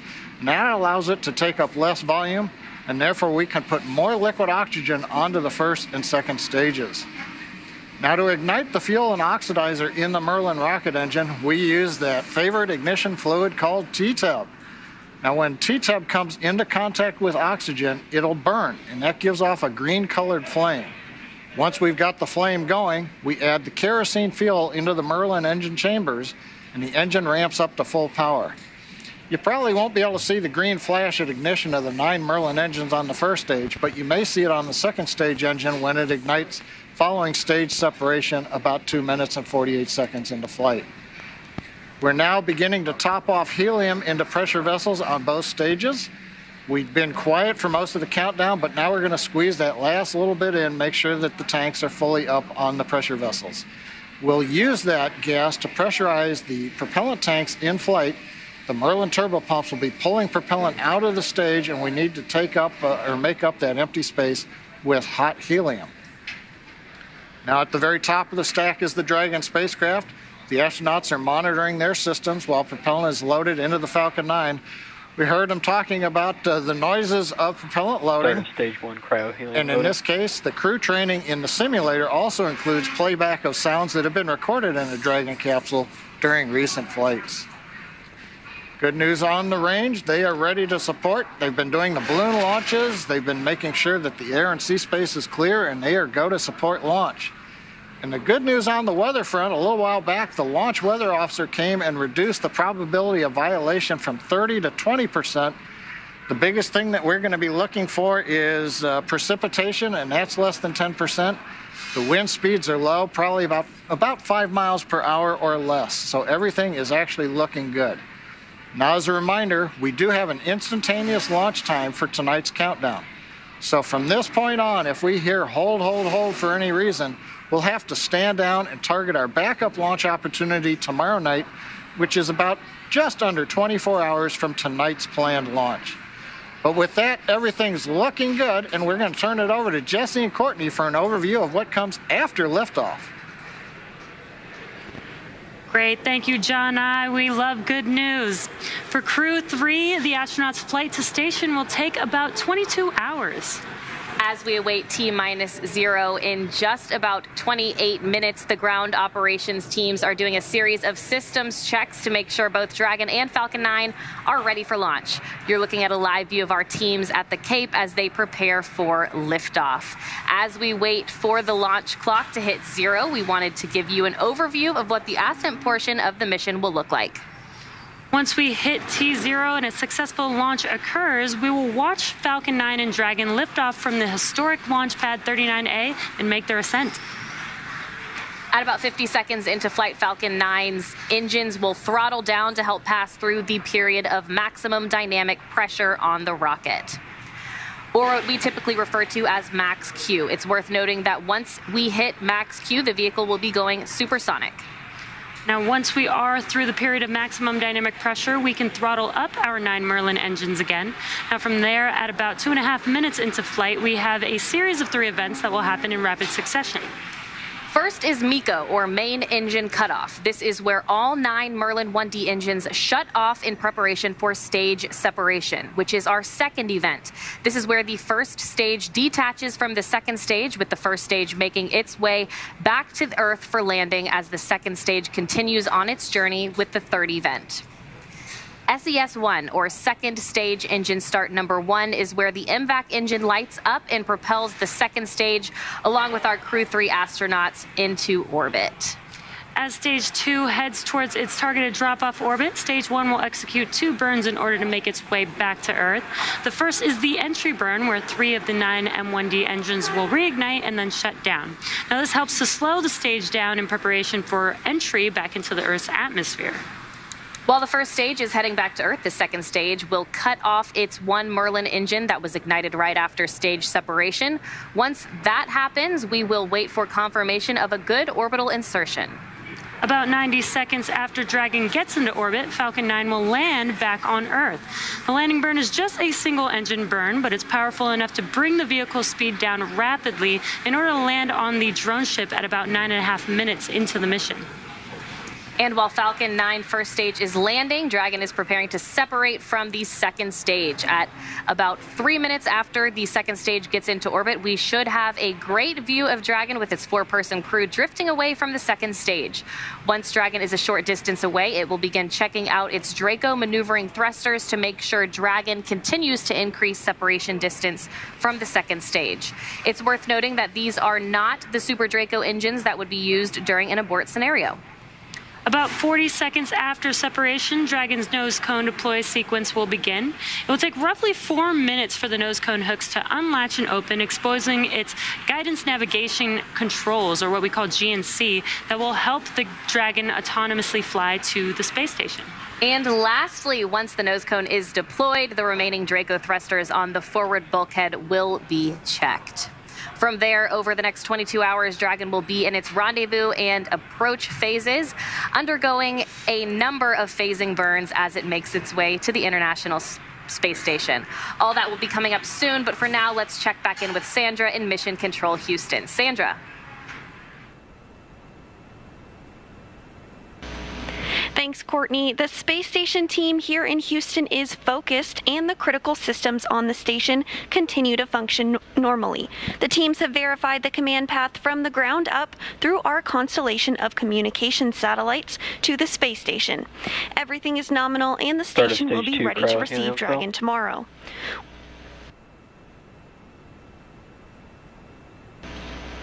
Once the crew arrives at station, they'll join Expedition 66. While on board, their official designation will be flight engineers for most of their expedition. At the back end of their journey, Tom Marshburn will assume command of the station from current space station commander Anton Shkaplerov. Flight Director Rebecca Wingfield is on console now, leading flight controllers in Houston for launch, and will also lead teams for docking tomorrow. A reminder that a launch today will take about 22 hours to get to station, with the docking to the Node 2 forward port scheduled tomorrow, November 11th at 6 p.m. Central Time. Once Dragon is fully docked to the station, the team here in Houston will assist the Dragon and space station astronauts with leak checks as they work to open hatches on both Dragon and inside the station's pressurized mating adapter. We expect hatch open to take place approximately 2 hours after docking. That's it for us here in Mission Control Houston. I'll send it back over to the team in Florida. Daryl? All right, thanks, Sandra. We are back here at the Kennedy Space Center, circling about that mock Dragon behind us. Yes, pretty. It's a pretty capsule. This lady right here flew on one, Crew-1, not too long ago, and had an incredible experience, 6 months up on the International Space Station. Yes, 6 months. It's hard to believe that I've been home 6 months already, but here you are, here ready I am, to watch a launch. Watching the next one go. T-minus 23 minutes and counting, and if you're just joining us, we are ready for the third astronaut rotational flight and mission to the International Space Station under NASA's Commercial Crew program. Commander Raja Chari, pilot Tom Marshburn, and mission specialist Kayla Barron. There you see them. They are strapped in along with Matthias Maurer, ready to fly inside Crew Dragon Endurance. We can see them live as well as outside the Falcon 9 rocket. Fueling operation is well underway. The launch escape system is armed, and that means Crew Dragon is prepared to launch itself away from the Falcon 9 rocket in the case of an emergency on the pad or after liftoff. So far, operations look and sound as expected, and we are just counting down to that liftoff at 9:03 p.m. Eastern Time. You can see the steam as it comes off, the condensation as it comes off the rocket. I've noted in past launches that as it fills with fuel, the entire first stage begins to let off, and it kind of gives you a marker of exactly where in the rocket they are. It's almost like a little fuel gauge. Exactly. Yep, because the fuel and oxidizer are cryogenic, they are extremely cold, and so you just see them condensing the air around it.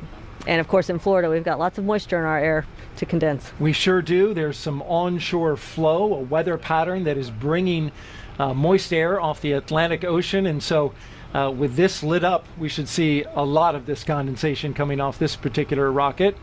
The mission is the continuation of rotational crew flights to the International Space Station from U.S. soil on private rockets and spacecraft. This would not be possible without the success of NASA SpaceX Demo 2 test flight last year and the safe delivery of Crew-1 astronauts, including my co-host Shannon Walker, to the space station last fall for a long-duration mission. Crew-1 is back home, of course, and we have one of the mission specialists with us right here today. As you're counting down, we're only 21 minutes out from launch, Shannon. What is going through your head in this moment? Boy, this is really, things get even more intense and more exciting. You can feel the rocket being fueled. You know you don't have too much longer, so you're really thinking about what you're going to need to do as soon as those engines light. T-minus 21 minutes and counting. The excitement levels rising for the crew inside.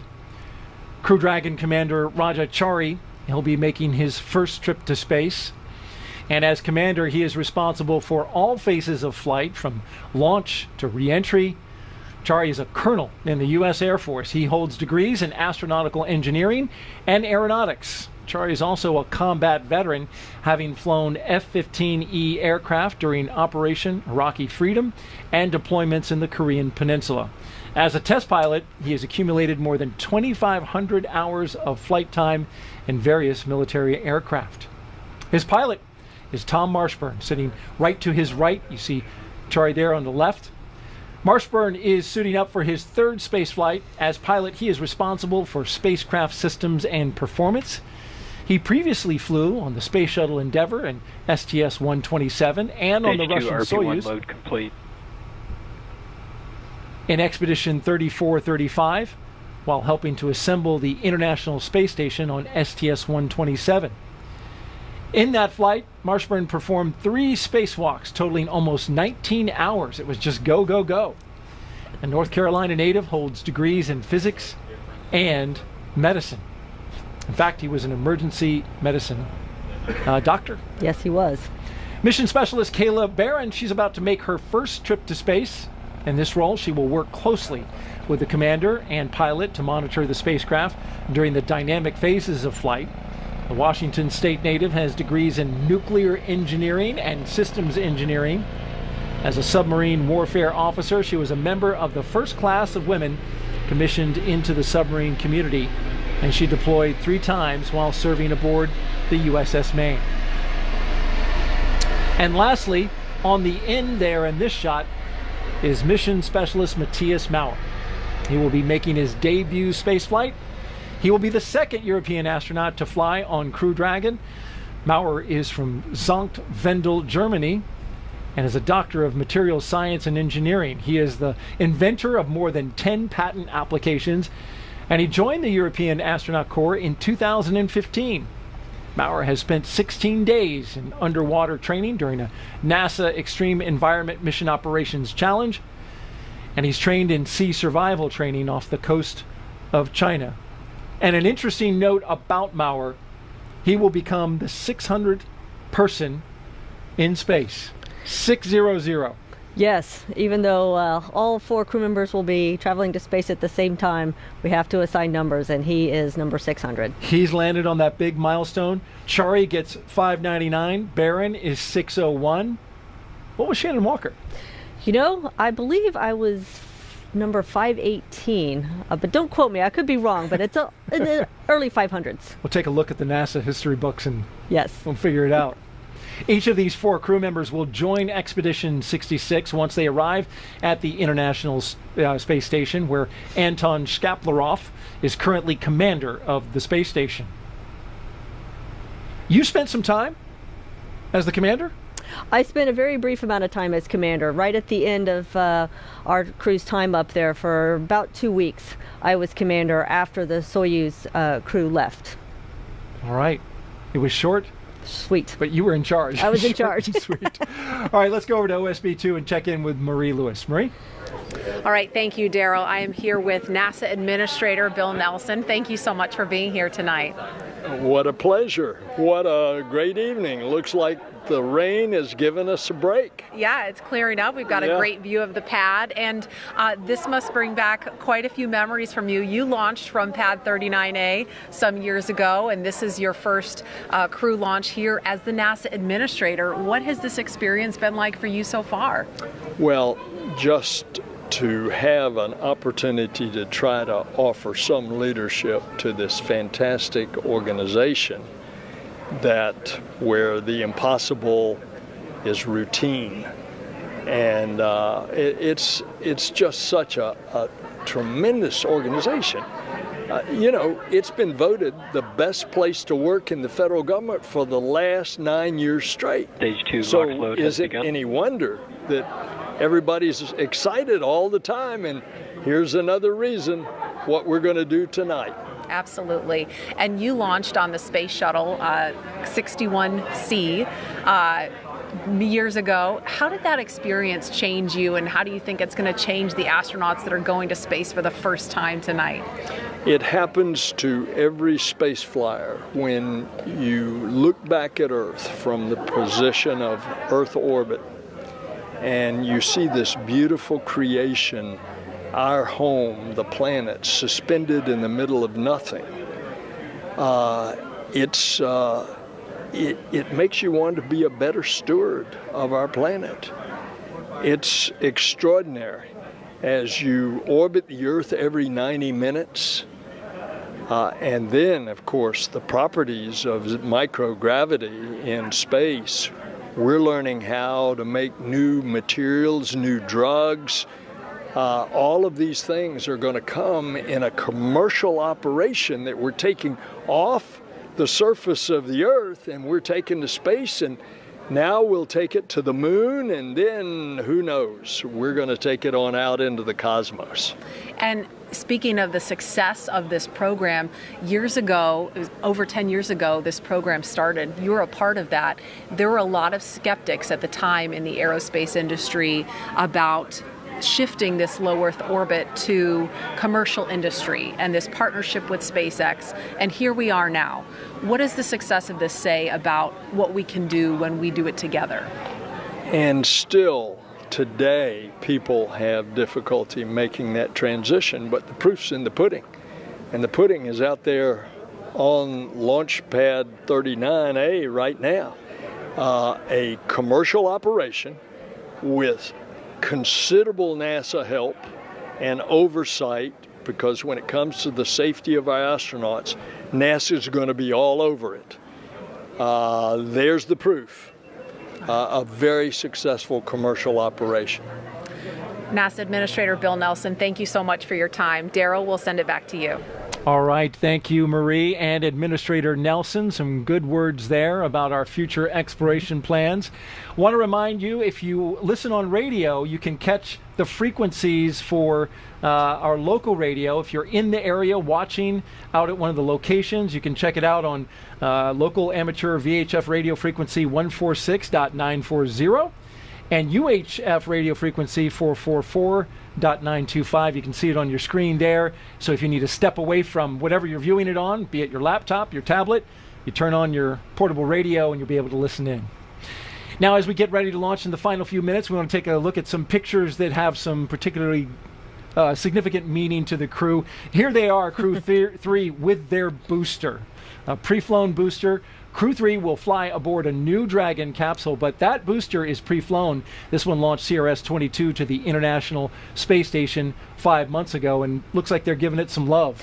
Yeah, it's always a good idea to hug your booster. It's pretty special to get to actually go touch the rocket that's going to take you into space. Well, it's about to pin them back into their seats here in just a few minutes. At the time of launch, 9:03 p.m. Eastern, the space station will be flying 258 miles over the North Atlantic, about east of Newfoundland. You can see here the track of the International Space Station, and then from that moment, it will be catching up to the International Space Station once it leaves the coast of Florida. And with T-minus 12 minutes and 30 seconds until liftoff, we want to focus now on the pad as we proceed through the final stretch of the countdown. We'll turn it over to Hawthorne to take us through the launch and ascent. John? Thanks, Daryl. It's just over 12 minutes, and everything is still looking good for launch of Falcon 9 and Dragon. Falcon 9 did begin propellant loading on time at T-minus 35 minutes. The RP-1 fuel loading on the second stage, you can see up at the top, the white cylinder at the very top of the stack. Fuel loading on that stage is complete. Fuel loading is continuing on the first stage. We're about 80% of the way full, and it will finish up at T-minus 6 minutes. The densified liquid oxygen loading is also underway on the first stage. We're about 3/4 of the way full, and we began loading liquid oxygen on the second stage about 5 minutes ago. Now, liquid oxygen loading is the last thing to finish. We'll wrap up first stage at T-minus 3 minutes, second stage at T-minus 2 minutes. Coming up, we're going to do final checks of various engine systems. Our thrust vector controllers are going to be moved. We call them TVC wiggles, where we move the engines back and forth slightly. We'll also be moving throttle valves on the engines to make sure that they are responding to commands from the ground in preparation for flight. The Dragon mission director has reported their team is working no issues. We're going to hear from Dragon in about a minute here on the countdown. Their comm checks are complete. You can see the axis arm is retracted. The launch escape system is armed. Crew is strapped in and they're ready to go. They'll get their final instructions at T-minus 10 minutes. They'll be told to configure their displays for launch, and that setup will give the crew insight into how the launch is proceeding and provide them constant updates on vehicle health. At T-minus 5 minutes, we'll be in terminal count, and Dragon will go to internal power, and we'll hear continued callouts on the countdown net as we get closer to liftoff. And finally, easy to say, range is go, weather is go. So right now, Courtney, we're coming up on T-minus 10 minutes. One of the things that we'll hear on Dragon flights that we don't hear on other ones is the abort callouts during the countdown. Can you enlighten us a little bit on what goes on with that? Yeah, John, great to hear that everything is going well. We're continuing to track that Dragon and Falcon 9 are ready for launch. But just in case anything were to happen, Dragon is fully prepared to initiate an abort. Upon liftoff, you'll be hearing number and letter combinations on Dragon's trip uphill, which will mark different abort zones throughout the flight, the numbers signifying the stage of flight and the letter as the abort Dragon zone. SpaceX, The confirmed first crew displays are configured for launch. Copy. Endurance displays are completed for launch. And copy that. Crew-3, we are honored to have you at the controls today as the first crew to fly aboard Dragon Endurance. We wish you a great mission, feel good, Godspeed, and enjoy the ride. Thanks, Sarah. And sometimes when you try to fly on Halloween, you get a trick instead of a treat. But how honored and appropriate to get to fly Endurance on Veterans Day. We're proud and honored to represent the SpaceX and NASA teams as we head to the ISS to live and work on groundbreaking science for the next 6 months. And there we have it, some final words from the crew aboard Dragon, and a good luck from the Corps here on the ground to the crew. John, with everything still looking good, that next milestone of engine chill is coming up next. That's right. The next major event that we have is T-minus 7 minutes. It's what we call the engine chill event. The big thing that happens there is we open the pre-valves that feed the Merlin 1D engines. So super chilled liquid oxygen will be trickling through the inlet to the Merlin turbo pumps, and that'll help chill those turbo pumps down before we hit them with the full flow of liquid oxygen during the ignition sequence in the last 3 seconds before T0. So what we'll hear is a call out says stage 1 engine chill has started. We'll be monitoring all 9 engines to make sure the aux fuel pre-valves are all open. We're also chilling down second stage engine as we get ready for launch. And you'll hear an additional chill down of the second stage called out once we get into flight, a little bit before 2 minutes into flight, when we'll do a final chill of the upper stage engine turbo pumps. And if you might be able to hear behind me here in Hawthorne, a lot of energy. Folks are gathered around Mission Control Center, watching on the big monitors as we get ready for launch in just over 7 minutes and 40 seconds. Now, in addition, as I mentioned before, as we get ready at 7 minutes to open the pre-valves and begin the engine chill sequence, we're also getting ready then to move into check-out reviews.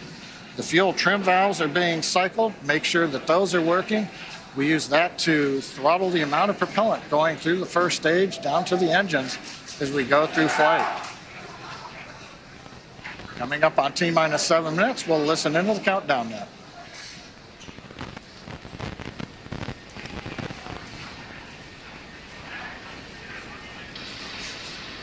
Stage 1 engine chill has begun.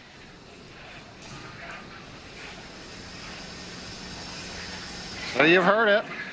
We're through another milestone. Next one coming up here at 6 minutes.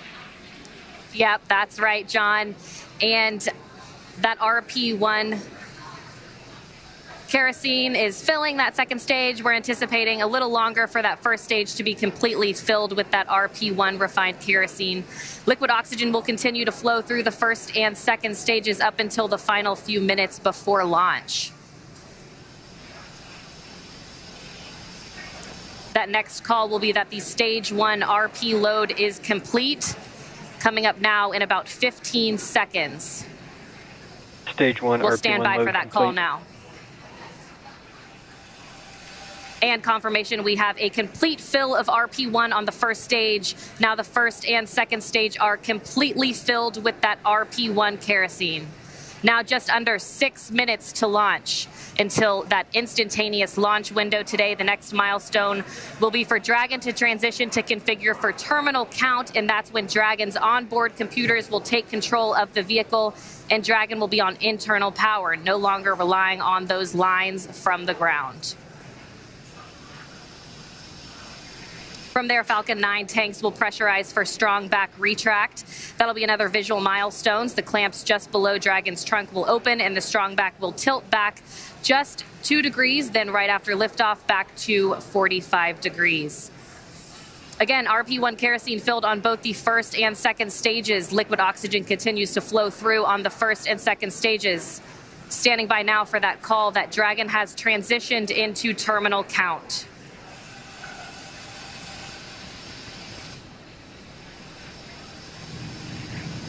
Dragon isn't configured for terminal count. Falcon 9 propellant tanks are pressurizing for strong back retract. All right, John, some good calls. Dragon is now on internal power, and Falcon 9 propellant tanks are pressurizing for strong back retract. Yes, thanks, Courtney. What we're waiting here now is the call out for strong back is retracting. This will be a 2-step process. First, we'll spend about half a minute opening up the arms that clamp around the second stage. And there's the call out. The sequence has begun. So we'll slowly open up the arms around the second stage. We might get a view if we've got a close-up of the camera. Then once the arms are open, the strong back alongside Falcon 9 will retract about 2 degrees away from the rocket It'll stay there all the way through liftoff, and then as Courtney mentioned, at liftoff, hydraulics will then pull it down to about a 45-degree position above ground, and that'll give us the final clearance. It's that strong back right now that is providing the liquids, the gas connections, the electrical connections to the launch vehicle, especially the second stage.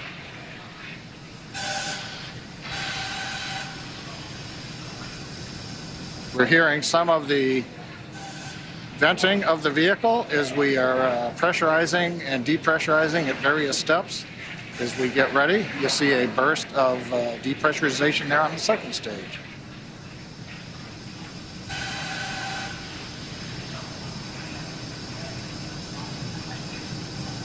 That's right, John. We're also anxiously awaiting the stage 1 liquid oxygen is complete on the first stage. You should hear that call coming up here shortly.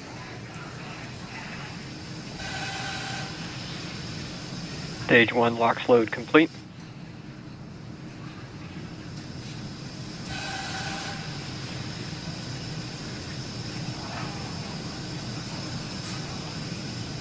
And confirmation that the stage 1 LOX load is complete.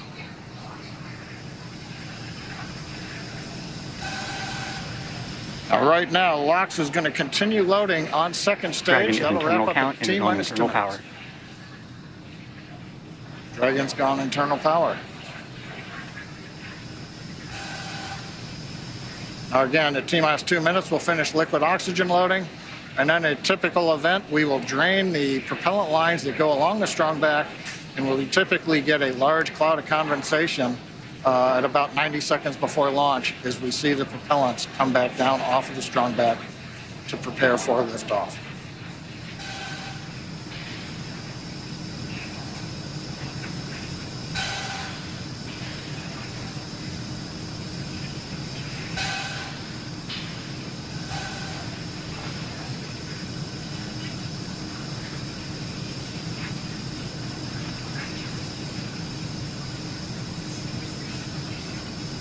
Stage 2 LOX load complete.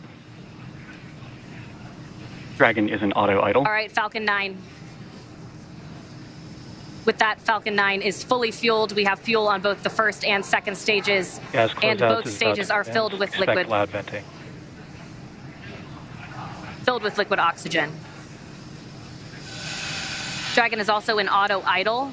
The flight computers on board Dragon maintaining their calculations, standing by for the T-0 mark. That next call out will be that Dragon is in countdown. Standing by now for that call.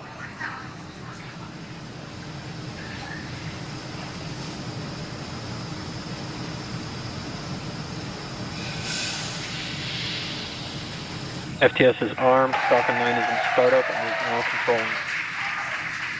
Dragon is in countdown. All right, the final minute before launch. Just 47 seconds to go. Everything is Dragon, ready for an SpaceX, on-time launch today. Go for launch. Endurance copies, go for launch. Ground teams are ready, and Crew-3 is ready for liftoff, heading for that instantaneous launch window.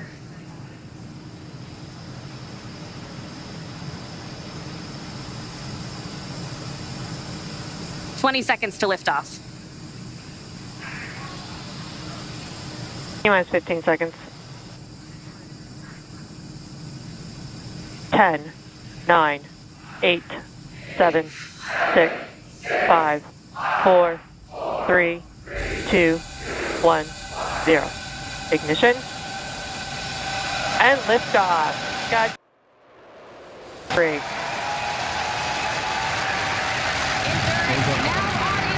Copy, 1 Alpha. Laboratory in orbit, the International Space Station. Vehicle is pitching downrange. Stage 1 propulsion is nominal. And that's the call we want to hear. Good performance on that first stage so far. T plus 30 seconds, Falcon 9 powered by 9 Merlin 1Ds. Pushing Dragon into low Earth orbit on the way to the International Space Station. Power and telemetry nominal. Stage 1 throttle down. And we're into the throttle bucket in preparation for max Q.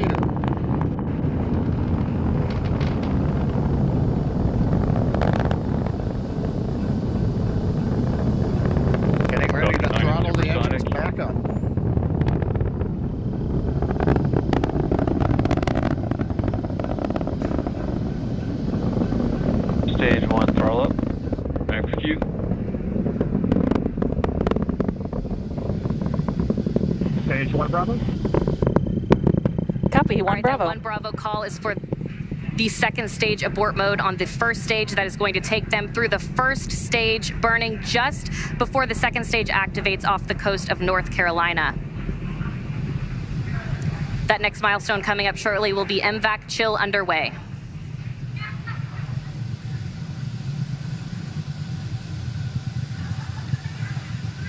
MVAC chill underway. There's a call out. We're getting the second stage engine turbopumps ready for their ignition coming up in just a little more than 40 seconds. We've got the major events coming up here shortly. We're going to get main engine cutoff at 2 minutes, 36 seconds. The stages will separate. Then the second stage will ignite, carrying Dragon on its way into low Earth orbit. Everything continues to look good. Stage 1 throttle down. Stage 1 throttling down at 3.5 Gs.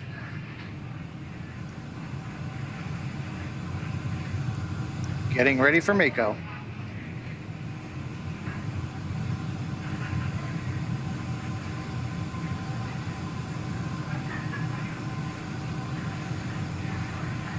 MECO. Stage separation. Stage 2 Alpha. Copy, 2 Alpha. All right, we have ignition of the second stage. And you saw that green flash of that T-TEP fluid. And Crew-3 is now on their way to the International Space Station. On the left side, first stage, you can see the titanium grid pins coming out, the streaks of the exhaust of the second stage engine going by, and the lights of Florida down in the background. Acquisition signal. That's right, and on your right, that second stage glowing. With that red color we like to see, indicating everything is proceeding well.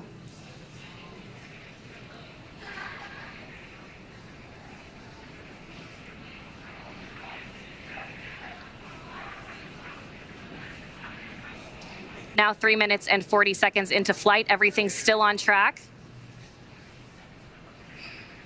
Acquisition of signal Bermuda.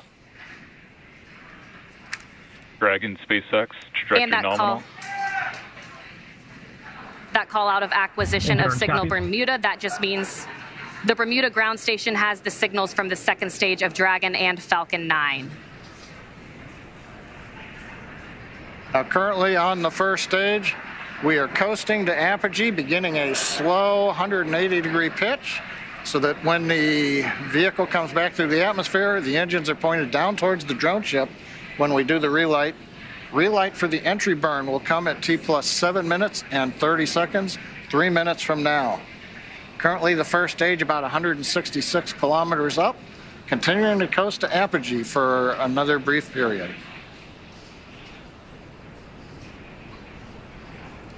Meanwhile, that second stage still propelling the Crew-3 astronauts up the eastern seaboard, and it will continue to fire. That's about a 6-minute burn to deliver the astronauts into orbit. Dragon, SpaceX, trajectory nominal. Endurance copies. And a good call out from the ground teams. I always love to hear trajectory nominal, and the crew gets to hear it too on the call out. Acquisition of signal New Hampshire.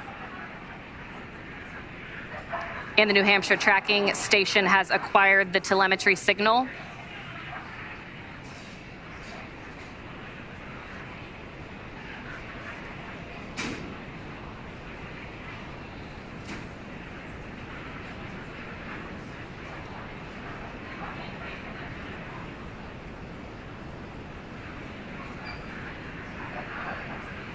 Five minutes and 30 seconds into flight today, everything is still proceeding nominal. And Courtney, right now on the second stage, it's such a large amount of propellant. It takes a while for second stage to really accelerate. The crew right now Dragon, looks like they're SpaceX, pulling about. trajectory nominal. Looks like we're pulling about 1.5 Gs. Yeah, right on cue, those check-ins on the second stage performance. Everything is still looking good on that second stage. The next milestone on the second stage will be SECO. And we're getting our views now from inside of Endurance, our first views of the crew on their way to the International Space Station.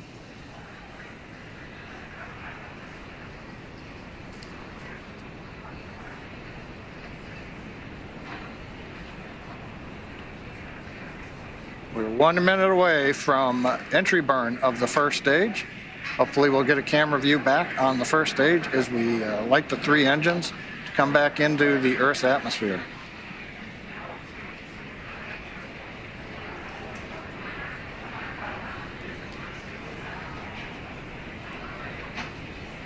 Dragon, SpaceX, trajectory nominal. Endurance copies. Another good check-in with the crew, confirming everything is still looking good so far on both ends.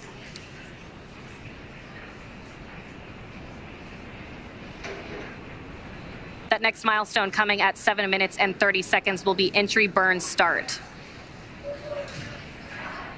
Currently waiting for the call out from the SpaceX propulsion responsible engineer that the 3 Merlin 1D engines have lit to begin slowing down the first stage prior to entering the Earth's atmosphere. Stage 2 FTS is safe.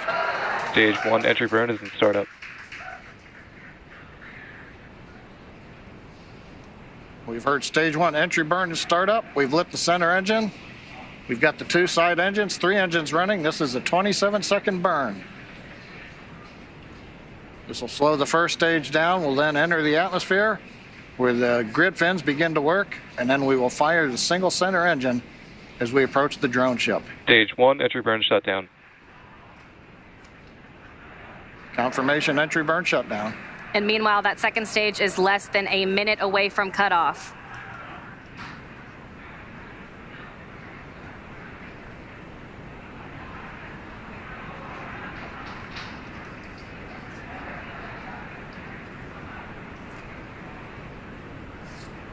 Stage 2 in terminal guidance.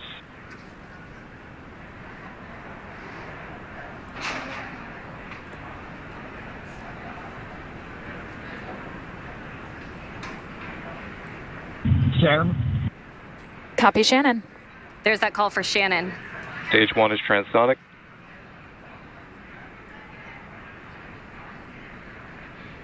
Stage 1 decelerating as we prepare for entry burn, but our attention is right now looking at stage 2 as we get ready for shutdown.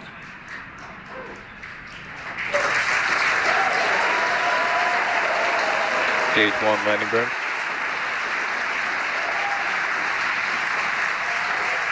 Dragon, SpaceX, nominal orbit insertion.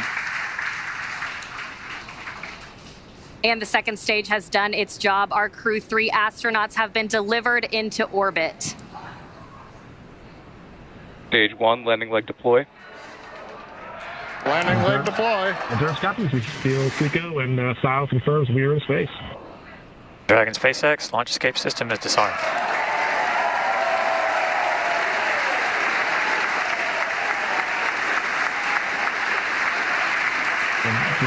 Stage 1 landing is confirmed.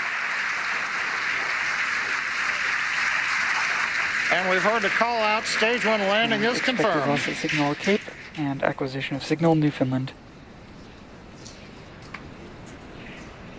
Some great call outs. That next milestone is spacecraft separation around 12 minutes into flight.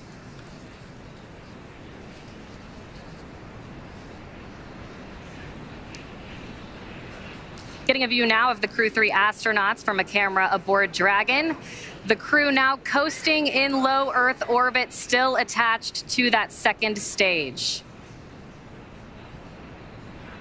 Again, that next milestone coming in about 2 minutes. That second stage will separate, and Crew Dragon will be flying free. And Courtney, right now, the Falcon 9 second stage is still attached to the Dragon capsule. When it's time, Dragon will command separation from the Falcon 9 second stage. Right now, that second stage, under control of its flight computer, is essentially going through a sequence to idle the second stage, make sure we're not pulsing any of the cold gas thrusters, the engine has been purged out. Essentially anything that might cause motion of the second stage, we're making sure that all of that is eliminated so that when Dragon separates, it's got a very stable platform to move away from.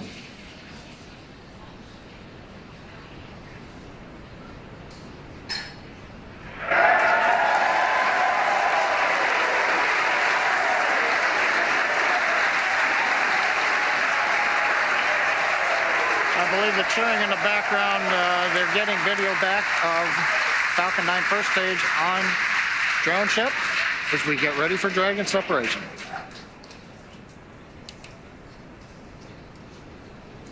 That's right, John. Separation coming just 10 seconds from now. Standing by for that call.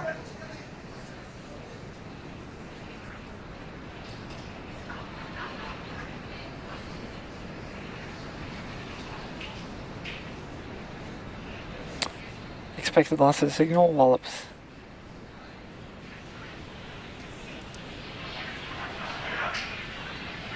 And again, we are standing by.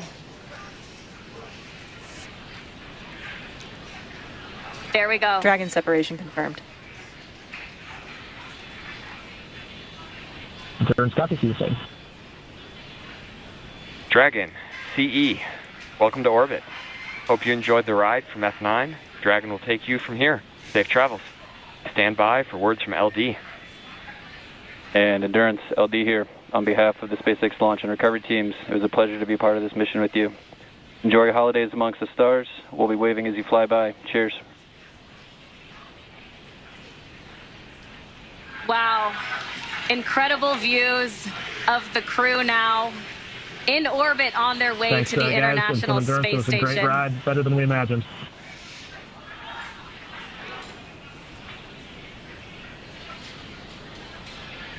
And some final words from the crew as well.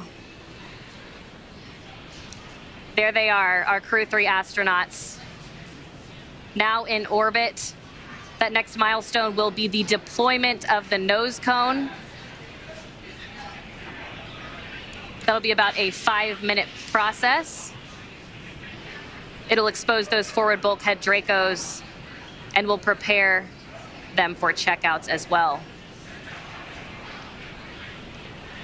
Hey, Courtney, watching them in zero-G right now, working their displays, it looks so easy, but we had the benefit of watching the launch team, the spacecraft team, the NASA team, everybody working here for the last weeks, working through this, and it's good to see it come out looking just so easy right now. Yep, it's been a long time coming, and we're so excited to see them in orbit. Dragon, SpaceX, nominal dehumidifier activation and service section Draco checkouts. Endurance copy, VCSA will be opening visor shortly.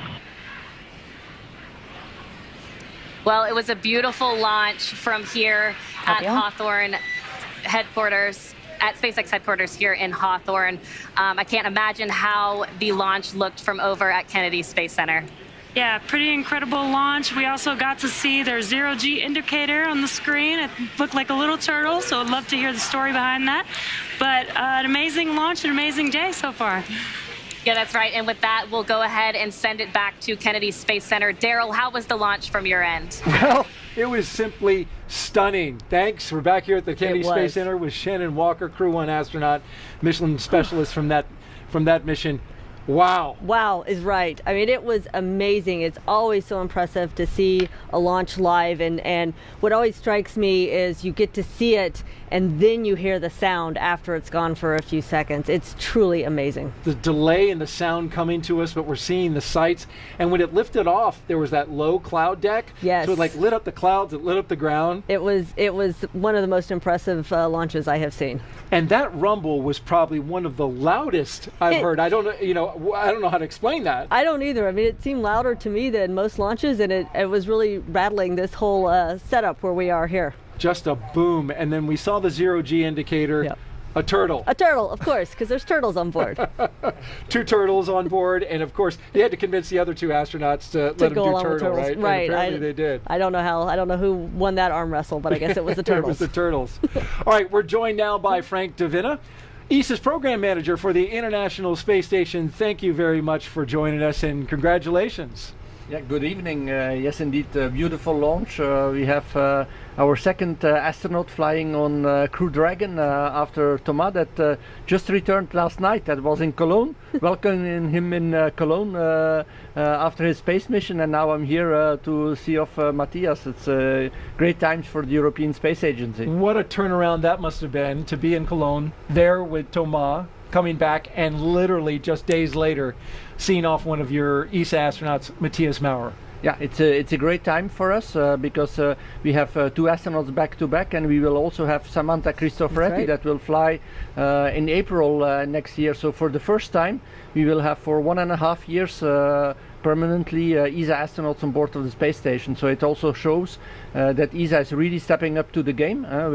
We are more and more engaged in the ISS, but also in the lunar program with our NASA colleagues in the Gateway.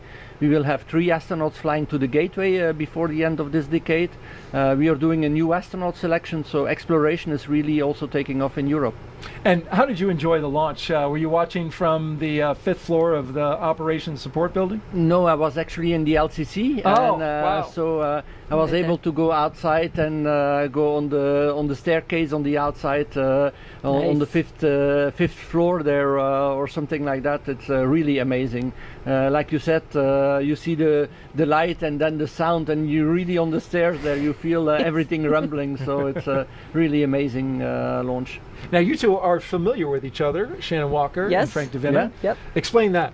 Well, we have a common job, and so American astronauts work with these astronauts, and so we actually go way back. Yeah, we go way back because we were together in training actually. When I was doing my mission in 2009, Shannon was also in training on Soyuz. So indeed, we go way back, and we have worked a lot together.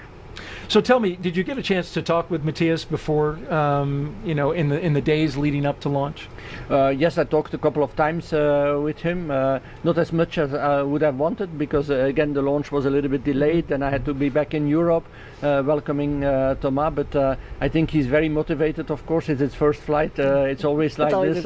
Of course, also a little bit curious what's going to happen because it's different. A second flight and a first flight is totally different. At least for me it was, because you go into the unknown, and it's always a little bit scary to go into the unknown.